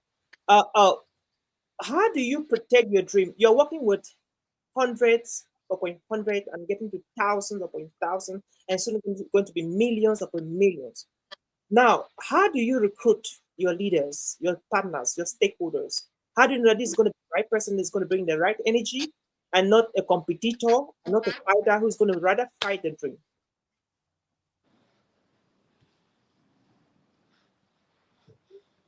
Your mic. We can hear you. Oh. Okay, sorry, John. We cannot hear you, man. We would love to hear from you. Just check the mic again. Let me get Anne on the stage. While she's answering, we will fix your own case. Okay. So what's my question? Yeah, so Anne, the question to you is this. how do you recruit the right team members, right? How do Yeah. you know that this is going to be the right person? What are the indicators you use to bring in the right people that are going to help build the vision? Because President Sherry, I listened to her a lot. She said something very powerful. She said in her ministry, the people that, if somebody comes and tell her that I want to be another President Sherry in this ministry, she knows that this is the wrong person. But if somebody comes and the person is comfortable to be the second Priscilla Sherry, who will not do exactly what Priscilla is doing, but what would help her to do better what she's doing, she knows that that's the right person. So how do you know now, to you, and that this is going to be the right person and not a competitor and unnecessary fighter? Um, the first thing I will say is that as a leader, Mm-hmm. you must be keen, right? And Yeah. more than being judgmental, you must be very observant. And you must know how to ask questions, especially in conversations. And you must also not ask direct questions, ask psychological questions. You ask questions that prompt people to expose their mindset. So you will not be like, first, I do not really converse with people like we are in an interview. I can be actually interviewing you over a coffee I invited you for, and we are just talking. But in the conversation, I get to know who you are. Mm. And I have other things that other observations that I get. But most especially, I love people who like to see others grow, because that's my policy is, I love people who give forward. Now, I always say this to the people, to my team, the people I work with, and all of that. I always tell them that whatever you're doing or whatever you're learning here, I would love to see you become better than what, like, don't say you want to be exactly like me, for instance, like what you just said. I want you to be you, but do you in the best possible way that you can become the best you. So if I am giving you a responsibility, I am trusting you to, because I am leveraging on your expertise, I'm leveraging on your talent. So I am trusting you to do it to the best of your ability. Employ your ingenuity, your creativity, everything you. Let me see it to be you, but let it carry our values. Let it carry our persona. That way, I will know that truly the mentorship, the leadership, you have truly learned. But if you will do it exactly the way Anne will do it, then there is a problem. Or if you will not do it unless Anne come and say do it, then there is a problem. And if you will want to do it and you will want to stop your colleague from not doing it because you're afraid that somebody wants to come and take your place, or somebody wants to come and outshine you, then there is a problem. But then there is a mindset problem that can always be rectified. So it's in recruiting people, it's a process. There is never a secret to it. You will learn to give people fair chance, because the truth about it is that people, you will trust the wrong people sometimes. It's okay. You will commit things to people Any that mistakes is you part of the yeah, you will misjudge people, right? sure. But as a leader, discernment, you have to be discerning. Oh my God, you have to be prayerful. Discern the people you work with, Mm. because that's one of the major requirements to keep good people around you. Mm. Be prayerful so Awesome. that you can discern people. When they are talking, you can discern, like, like Yeah. that. But there is Awesome. truly, truly, truly no secret to these things. There are just some, Patterns. You have to follow mhm, patterns. I love that. yeah. Thank you, Anne. Okay, John. You're welcome. I hope your mic is good, man. Yeah, I hope so too. Five Yeah, on it's five. Now, five amazing. on And five. Yeah, so I've been switching from my laptop to my phone. You guys can get me right now, huh? Yeah. Five on Right. yes, five. we can. Yeah. Hmm. Oliver, that's a very powerful question. But in this Camerican thing, you and I, we are in the part where we ask questions and the angle where we are the ones asking Yeah. questions and to learn from these great minds. But briefly, I would just say, um, by God's grace, because of the work we do on a daily basis, my team and I, we tend to attract in most parts some great people, amazing people. But that does not mean that from time to time we don't get disappointed, we don't get rejected, we don't get betrayed. It's just that we have also understood that that is the price to pay for greatness and to achieve the things we want to achieve. So for me, I don't size people. I'm really a classless person. Like I'm from the janitor to the head of state, they're all my friends. I don't make friends only with important people and we say, oh, these people are not my friends. No, I'm friends with everyone and I'm very accessible, you know. So for me, I just, like Anne said, discernment works.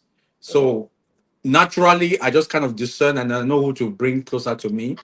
And as time goes on, I'm seeing that the barriers of penetrating my inner circle is becoming more and more very difficult Uh, for people yeah. who are not serious. There are certain elements that you need to fill up, meet up, before you get into my inner circle for one way, for one reason or the other, in one way or the other. So just the fact that we are here, the four of us, each with each one of you, I have a story, I have a journey. It just makes the difference. There are many other people I would have loved to have this conversation with. They would have loved to be on this conversation, but it's you guys that we're having this conversation with because of the journey we have. And when you meet people, you kind of tick the lines, the things that you guys are compatible with. There's some people that would love to talk more about politics. There's some people that would love to talk more about football. There's some people that would love to talk more about personal development, community building, entrepreneurship. And that's how you get to find your people. So Mhm. that's it for me, man. I love that, bro. I love that. Yeah, this is very important and it's something we have to talk about even as we close the curtains of this conversation. It's very important for leaders to know how to recruit. And we always go back to the framework that Jesus laid. Like, how did he recruit his 12 disciples? Right? And it's very clear. We saw what happened. One of them at a certain point refused him when he was in trouble. Peter asked you, "Do you know?" Mhm. Like, no, me, I don't work with him. I don't know him. And the good thing is that Jesus knew that Peter was the guy like that. And some of you, you Mhm. know the people that can refuse you when there's pressure. So Yeah. it goes back to what Anne is saying, discernment. So I use a lot of discernment, um, and I also do patterns. I use patterns. There's also the possibility that when you study somebody's life in the past, you study the person's life now. There's a high probability you can predict his life in the future. Yeah. So I do patterns a lot. So I follow patterns. I observe people and I see the patterns how they're going, and then from then you make the decision. Make the Right? decision. Yeah. Yeah. So Yeah, you it said something very powerful, the pattern. And that yeah comes Yeah. with consistency, you see? yeah And that's Consistency. because people do not change. Yeah. Right? mm, People do not change. yeah People mostly they transform. They don't change. So exactly. Yeah. you somebody cannot tell you today I changed. No. No no. You can only transform from one person to another or from one Yeah. character to Yeah, another, but you don't change. You cannot Mm-hmm. change. that's right. Mm-hmm. Thank you. Wow. But you Yeah. guys see that now that we are here is a beautiful thing. I'm just enjoying this. Like, Mm. just to think, I don't know.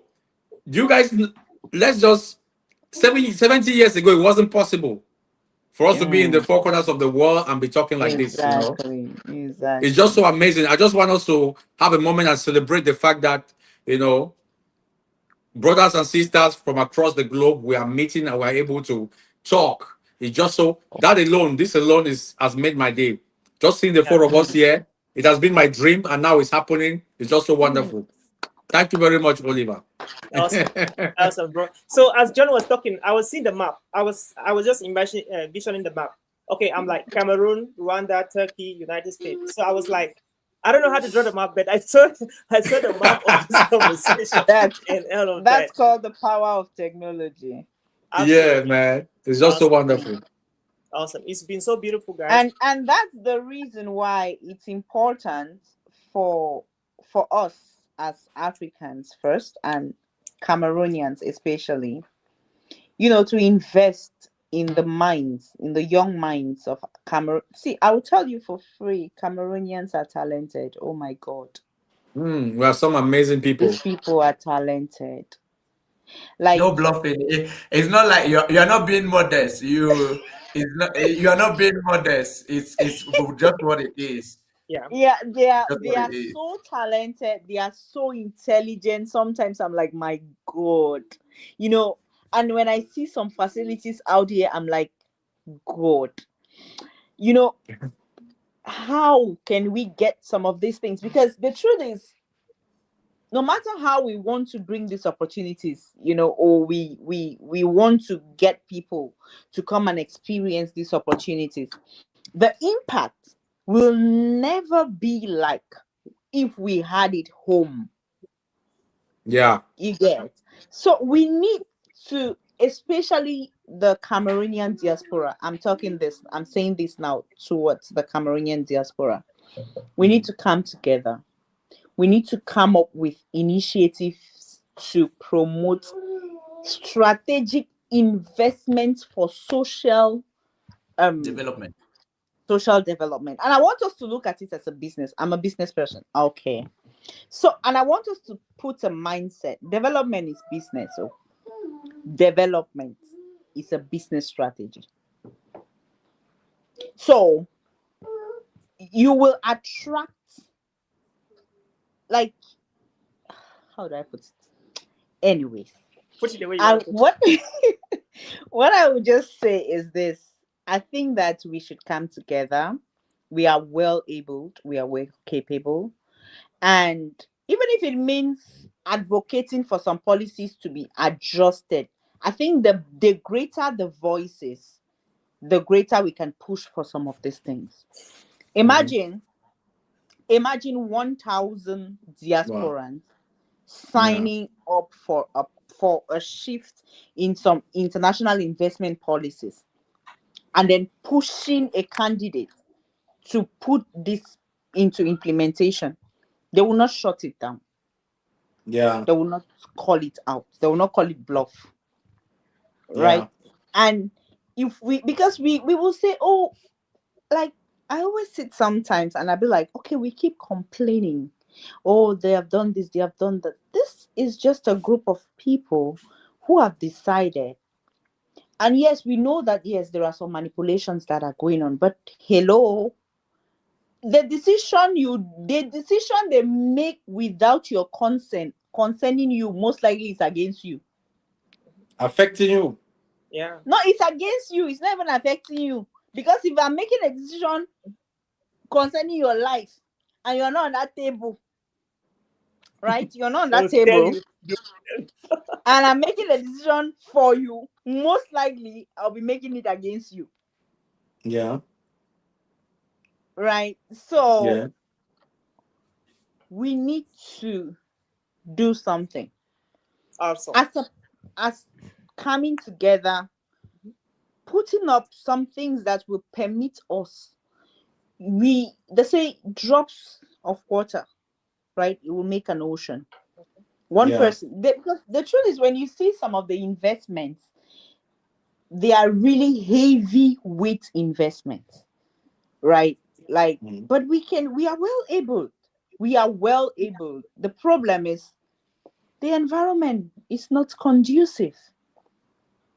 Can I just So jump in how and do say we make it something? conducive? How do we make it conducive in a best possible economic way?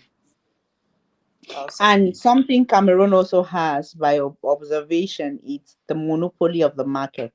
We need, because competition promotes development. So we Mhm. need to see how to really work to, because I am saying this because for me every day I always say, all of us here, we don't have more than 70 years again to live on this earth.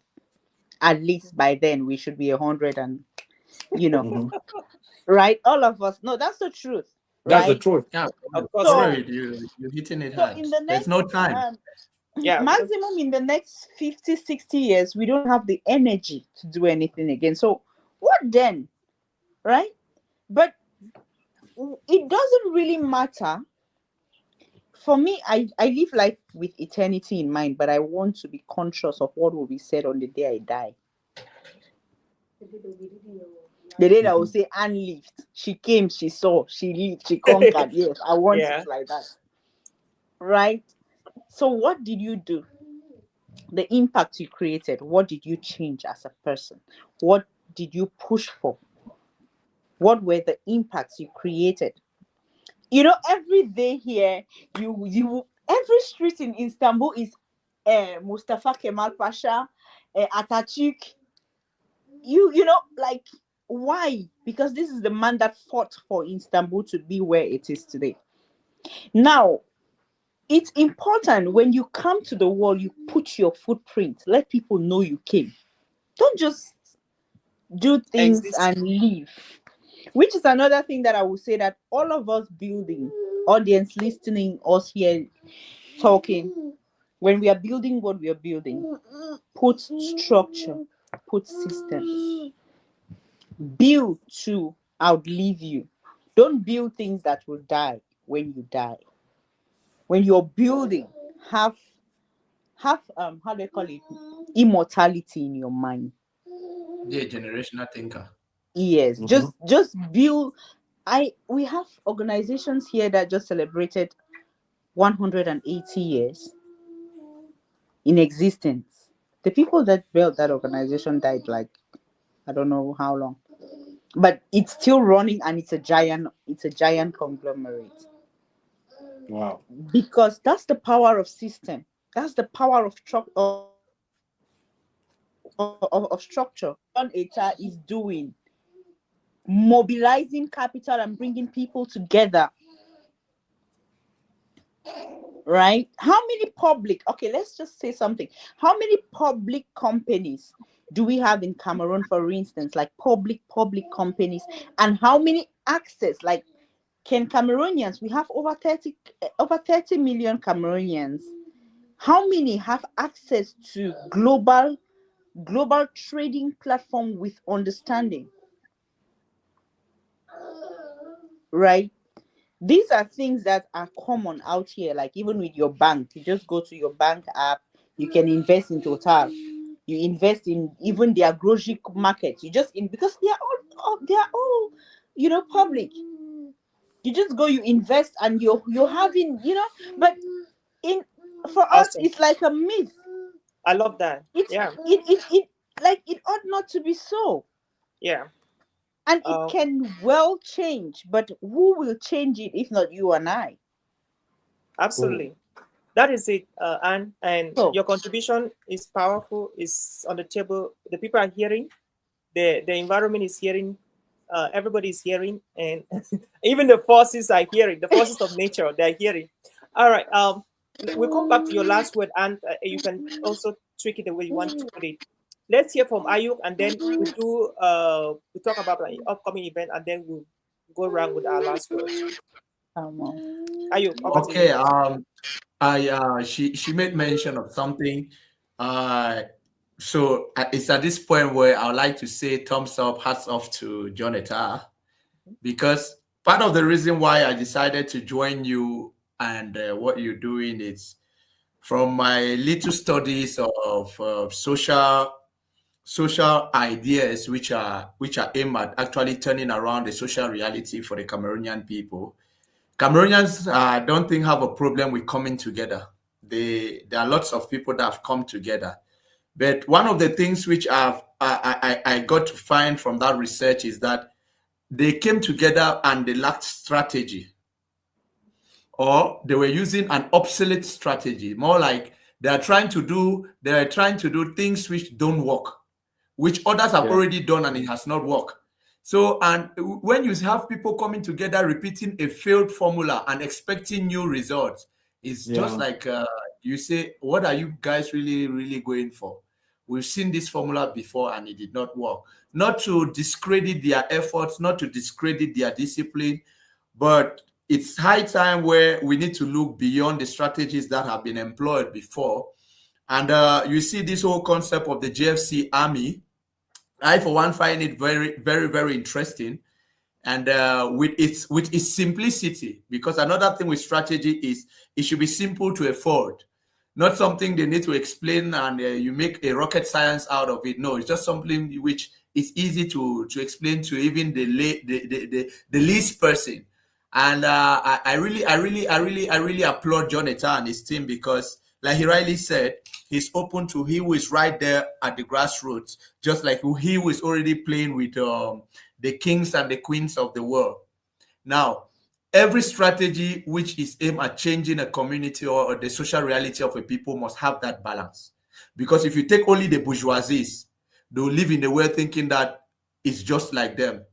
If you take only the guys who are limited in some certain degree, they'll live in a world feeling that that is how things are going. But now, take the bourgeoisies, take the peasants, and you bring them together. That's how a community rises. If you look at the whole concept of the American dream, it came in at a time where America was going through the Great Depression. You understand what I'm saying? The Great Depression. And you had a lot of people coming up with ideas that had to remind them of what that stood for. America wants freedom. People want a better condition for life. People want to live better lives. People want to own houses. People want to do things. Why did that resonate? Because at that point in time, it was a reality that was hitting not just the peasants, it was hitting even the bourgeoisies. There's one study I did with respect to the Eiffel Tower, which we were studying how while lean construction actually functioned, worked well for that structure. Those guys were normal guys and they were able to build the Eiffel Tower with not so much technology. You see how that tower is standing there. How did it come around? Because those guys were coming out of depression. And part of the reason was because everybody at that point in time had their minds all looking at one vision. We all want to change what we are going through. And it's really a call for everybody coming together as Cameroonians, irrespective of the initiative they're kickstarting, to have that idea that we really want to get a people to believe on the beauty of the reality of Cameroon, not just from a profit-making standpoint, but from a value-added standpoint, because I believe most of what sustains strategy is people's willingness to see that more than profit, value is established, because it is value which finishes at the end of the day to culminate the arrival of profit. I take, for example, Kigali. You see, one of Kagame's strategy is that he has pushed these people to believe that if we can push this city to look as good as it is, and it attracts the kind of people we want them to attract, automatically everybody gets to make a profit out of it. Exactly. Because if we establish value pulls profit. But if we want to start from establishing profit, value disappears. And in the long run, since there is nothing that is like the connecting factor holding profit to stand, profit will lose its stand and it will disappear. So Awesome. I feel the initiative of people coming together ought to be about how do we establish sustainable value. If we can establish sustainable value over a period of time among the masses, it is easier for us to sustain an atmosphere of rising profit. It has happened for Dubai. It worked for Dubai. It's worked for Kigali. It's worked for America. Every one of these countries. It's worked for China. It's worked for Japan. Cameroon is not an exception. Thank you. And we have bright mind. Why can't we see it that way? Wow. And this is like the parliament. They're presenting the issues and we're waiting. I tell you, bro. I tell All right. you. Thank you, guys. Just to get this, we have this event coming up from the 5th of December to the 7th. Africa must rise. Yeah, so Africa must rise. yes, we are. Many of us, we are already aware of it. So we have speakers from South Africa, of course, Cameroon. Our own Jonita is there, and many other young speakers, established speakers, emerging speakers. So we are bringing together this community to empower them with the stories that they have started hearing here today. What Anne said, what Ayuk said, what Jones is saying. Some of these stories will be echoing in this event. So it is just what we're doing at John Itas Foundation and the different projects we're carrying out. This is just a platform for us to be able to give opportunity. We have a lot of speakers from Cameroon, from South Africa, from Rwanda, and some of them don't have platforms where they can share their messages to a few people, 100, 1,000, 10,000, 20. So this is an opportunity. We want to hear those stories again, stories of resilience, stories of leadership, stories of great people making a difference. And so the young people, part of it, they will be inspired, challenged, propelled to start asking questions. What am I doing with my life? If today was to be my last day on earth, what account am I going to give God? How is the world going to remember me? So when we begin to bring these narratives and rewrite the story of Africa, just not of ourselves, but for posterity. I remember I spoke in Asia there in Singapore, and I asked the question when I was starting my presentation. When you hear the word Africa, what comes to your mind? You'll be shocked at what people told me from England, from Australia, from Germany, from Singapore, from United States. And they said, one person told me that animals, another one said safari, another one said poverty, another one said wealth. There's another one said wealth. Another one, they said all kinds of things. And the mistake that some of us Africans were making, we're forgetting that Africa is actually the strongest continent in the world, because most continents of the world are aging already. They're aging. And Africa is very strong. And the energy of the world is from Africa.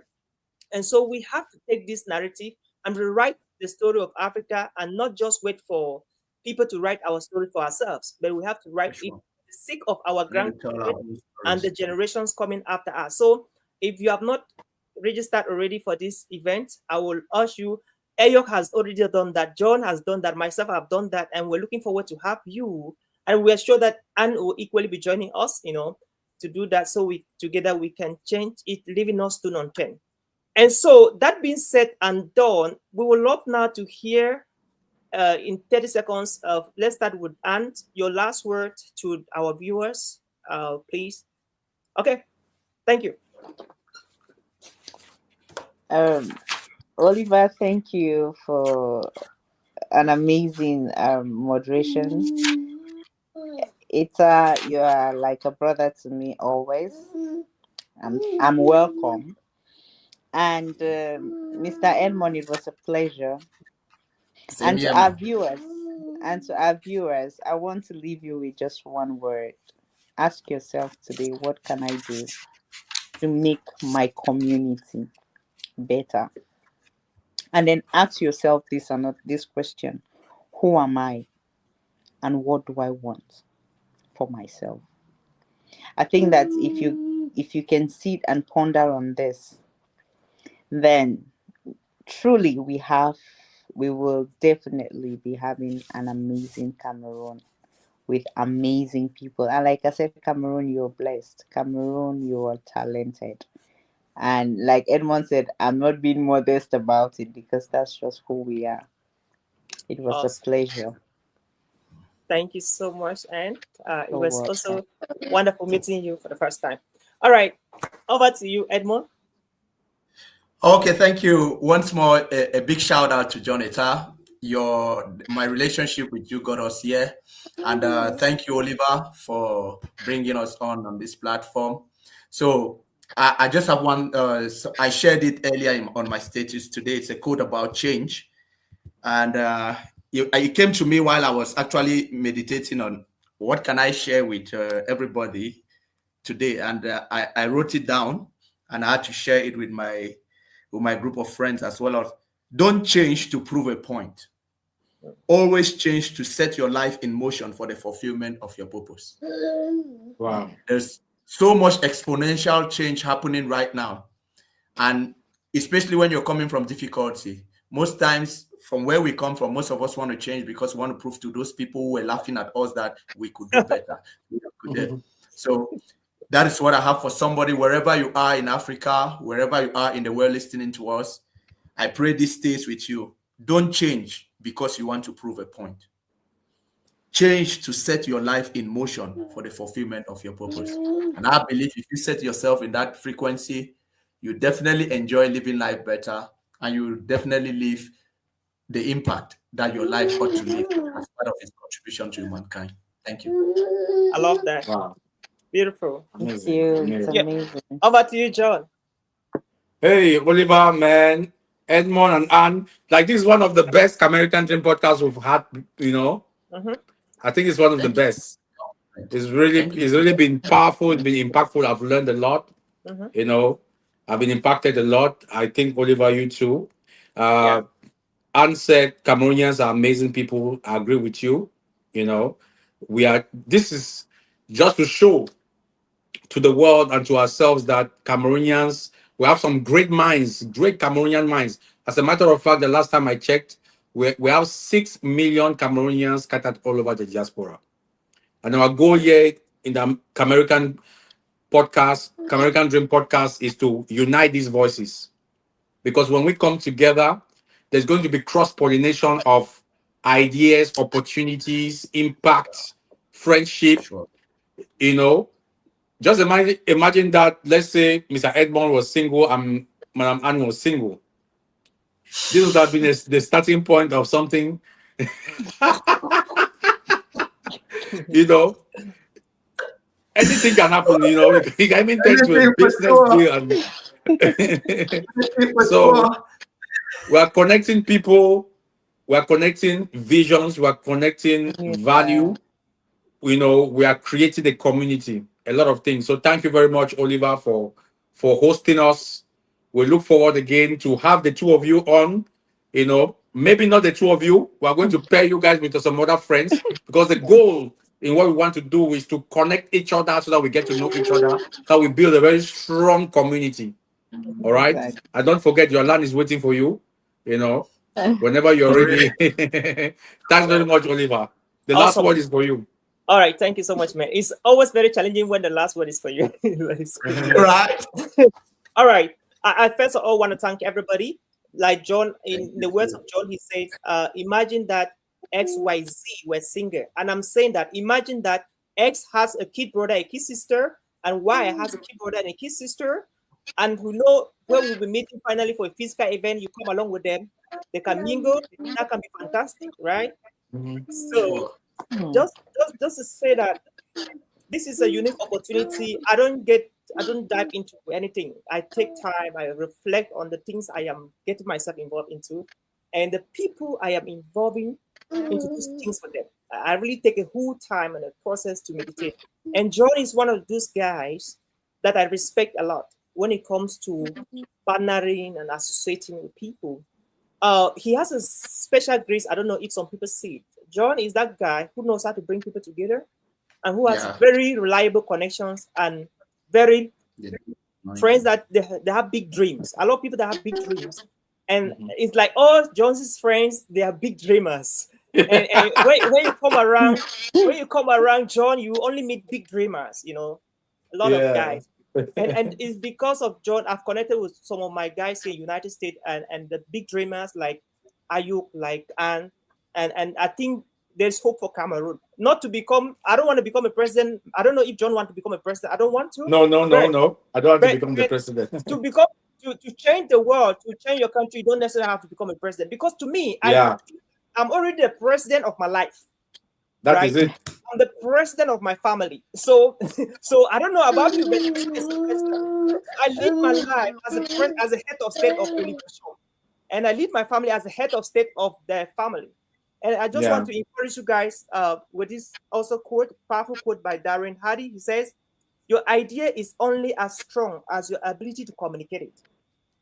Your idea is only as strong as your ability to communicate it." We couldn't have been here if John did not pitch well this idea to me, to all of you guys. We could have been here. So his ability to communicate well sold the idea, and that's one of the reasons why we are doing Come American Dream or Come Diaspora Dream. I think we have to tweak the name, John, from Come America to Come Diaspora. So what that means is that we are taking into cognizance the projects coming up, and of course, we have different projects of Jonathan's Foundation and the family, the 1 million club coming up. And if you're not yet part of it, be part of it. We have from the 5th of December in 3 days time, the speaking conference hosted by, TOS Global. TOS Global is a company that I founded here in the United States, and we have over 8 staff around the world working tirelessly 24/7, and we're recruiting more staff as the months are passing by. And so this event is going to be hosted by Tribe TV, that's actually hosting our show right now. And of course, like John said, we're looking forward to have this amazing team again, to mingle again with other Cameroonians from other parts of the world to see where we are heading to. So I used to say, whatever you're doing, giving your best shot, wherever you find yourself, doing your best. And somebody says this better this way. He said, every time of your life, you have an opportunity. And the best thing to do when you have that opportunity is to ask yourself, how can I make every second of this opportunity so that when this opportunity is no more in my hands, when I look back, I will not regret, but I'll be proud that I got the best when I was there. So I wanted to reflect on that, even as we close the curtains of this conversation today. And until we meet again, our rendezvous again is next Tuesday, same time. Signing off. Thank you. Thank you very much, guys. Bye. Thank you so much. Thank you. And Awesome. bye-bye. Thank you, Edmond. Thank you, Anne. Thank you, Oliver. God bless you all. Amen. Thank you so much. We shall do this again. Let's go. Let's go, guys. Bye-bye. Special thanks to all our online community viewers. There are a lot of them, and we did justice. Thanks, guys, for commenting. Thank you so much. Every message that came for everyone. Thank you so much. And the messages were thank you, guys. Yeah, thank you, guys. Thank you so much. We were able to project all your messages, and we hope that they bless a lot of people out there. God bless you. Thank you. Thank you. Next Good time. night. See ya. Good night, everybody. All right.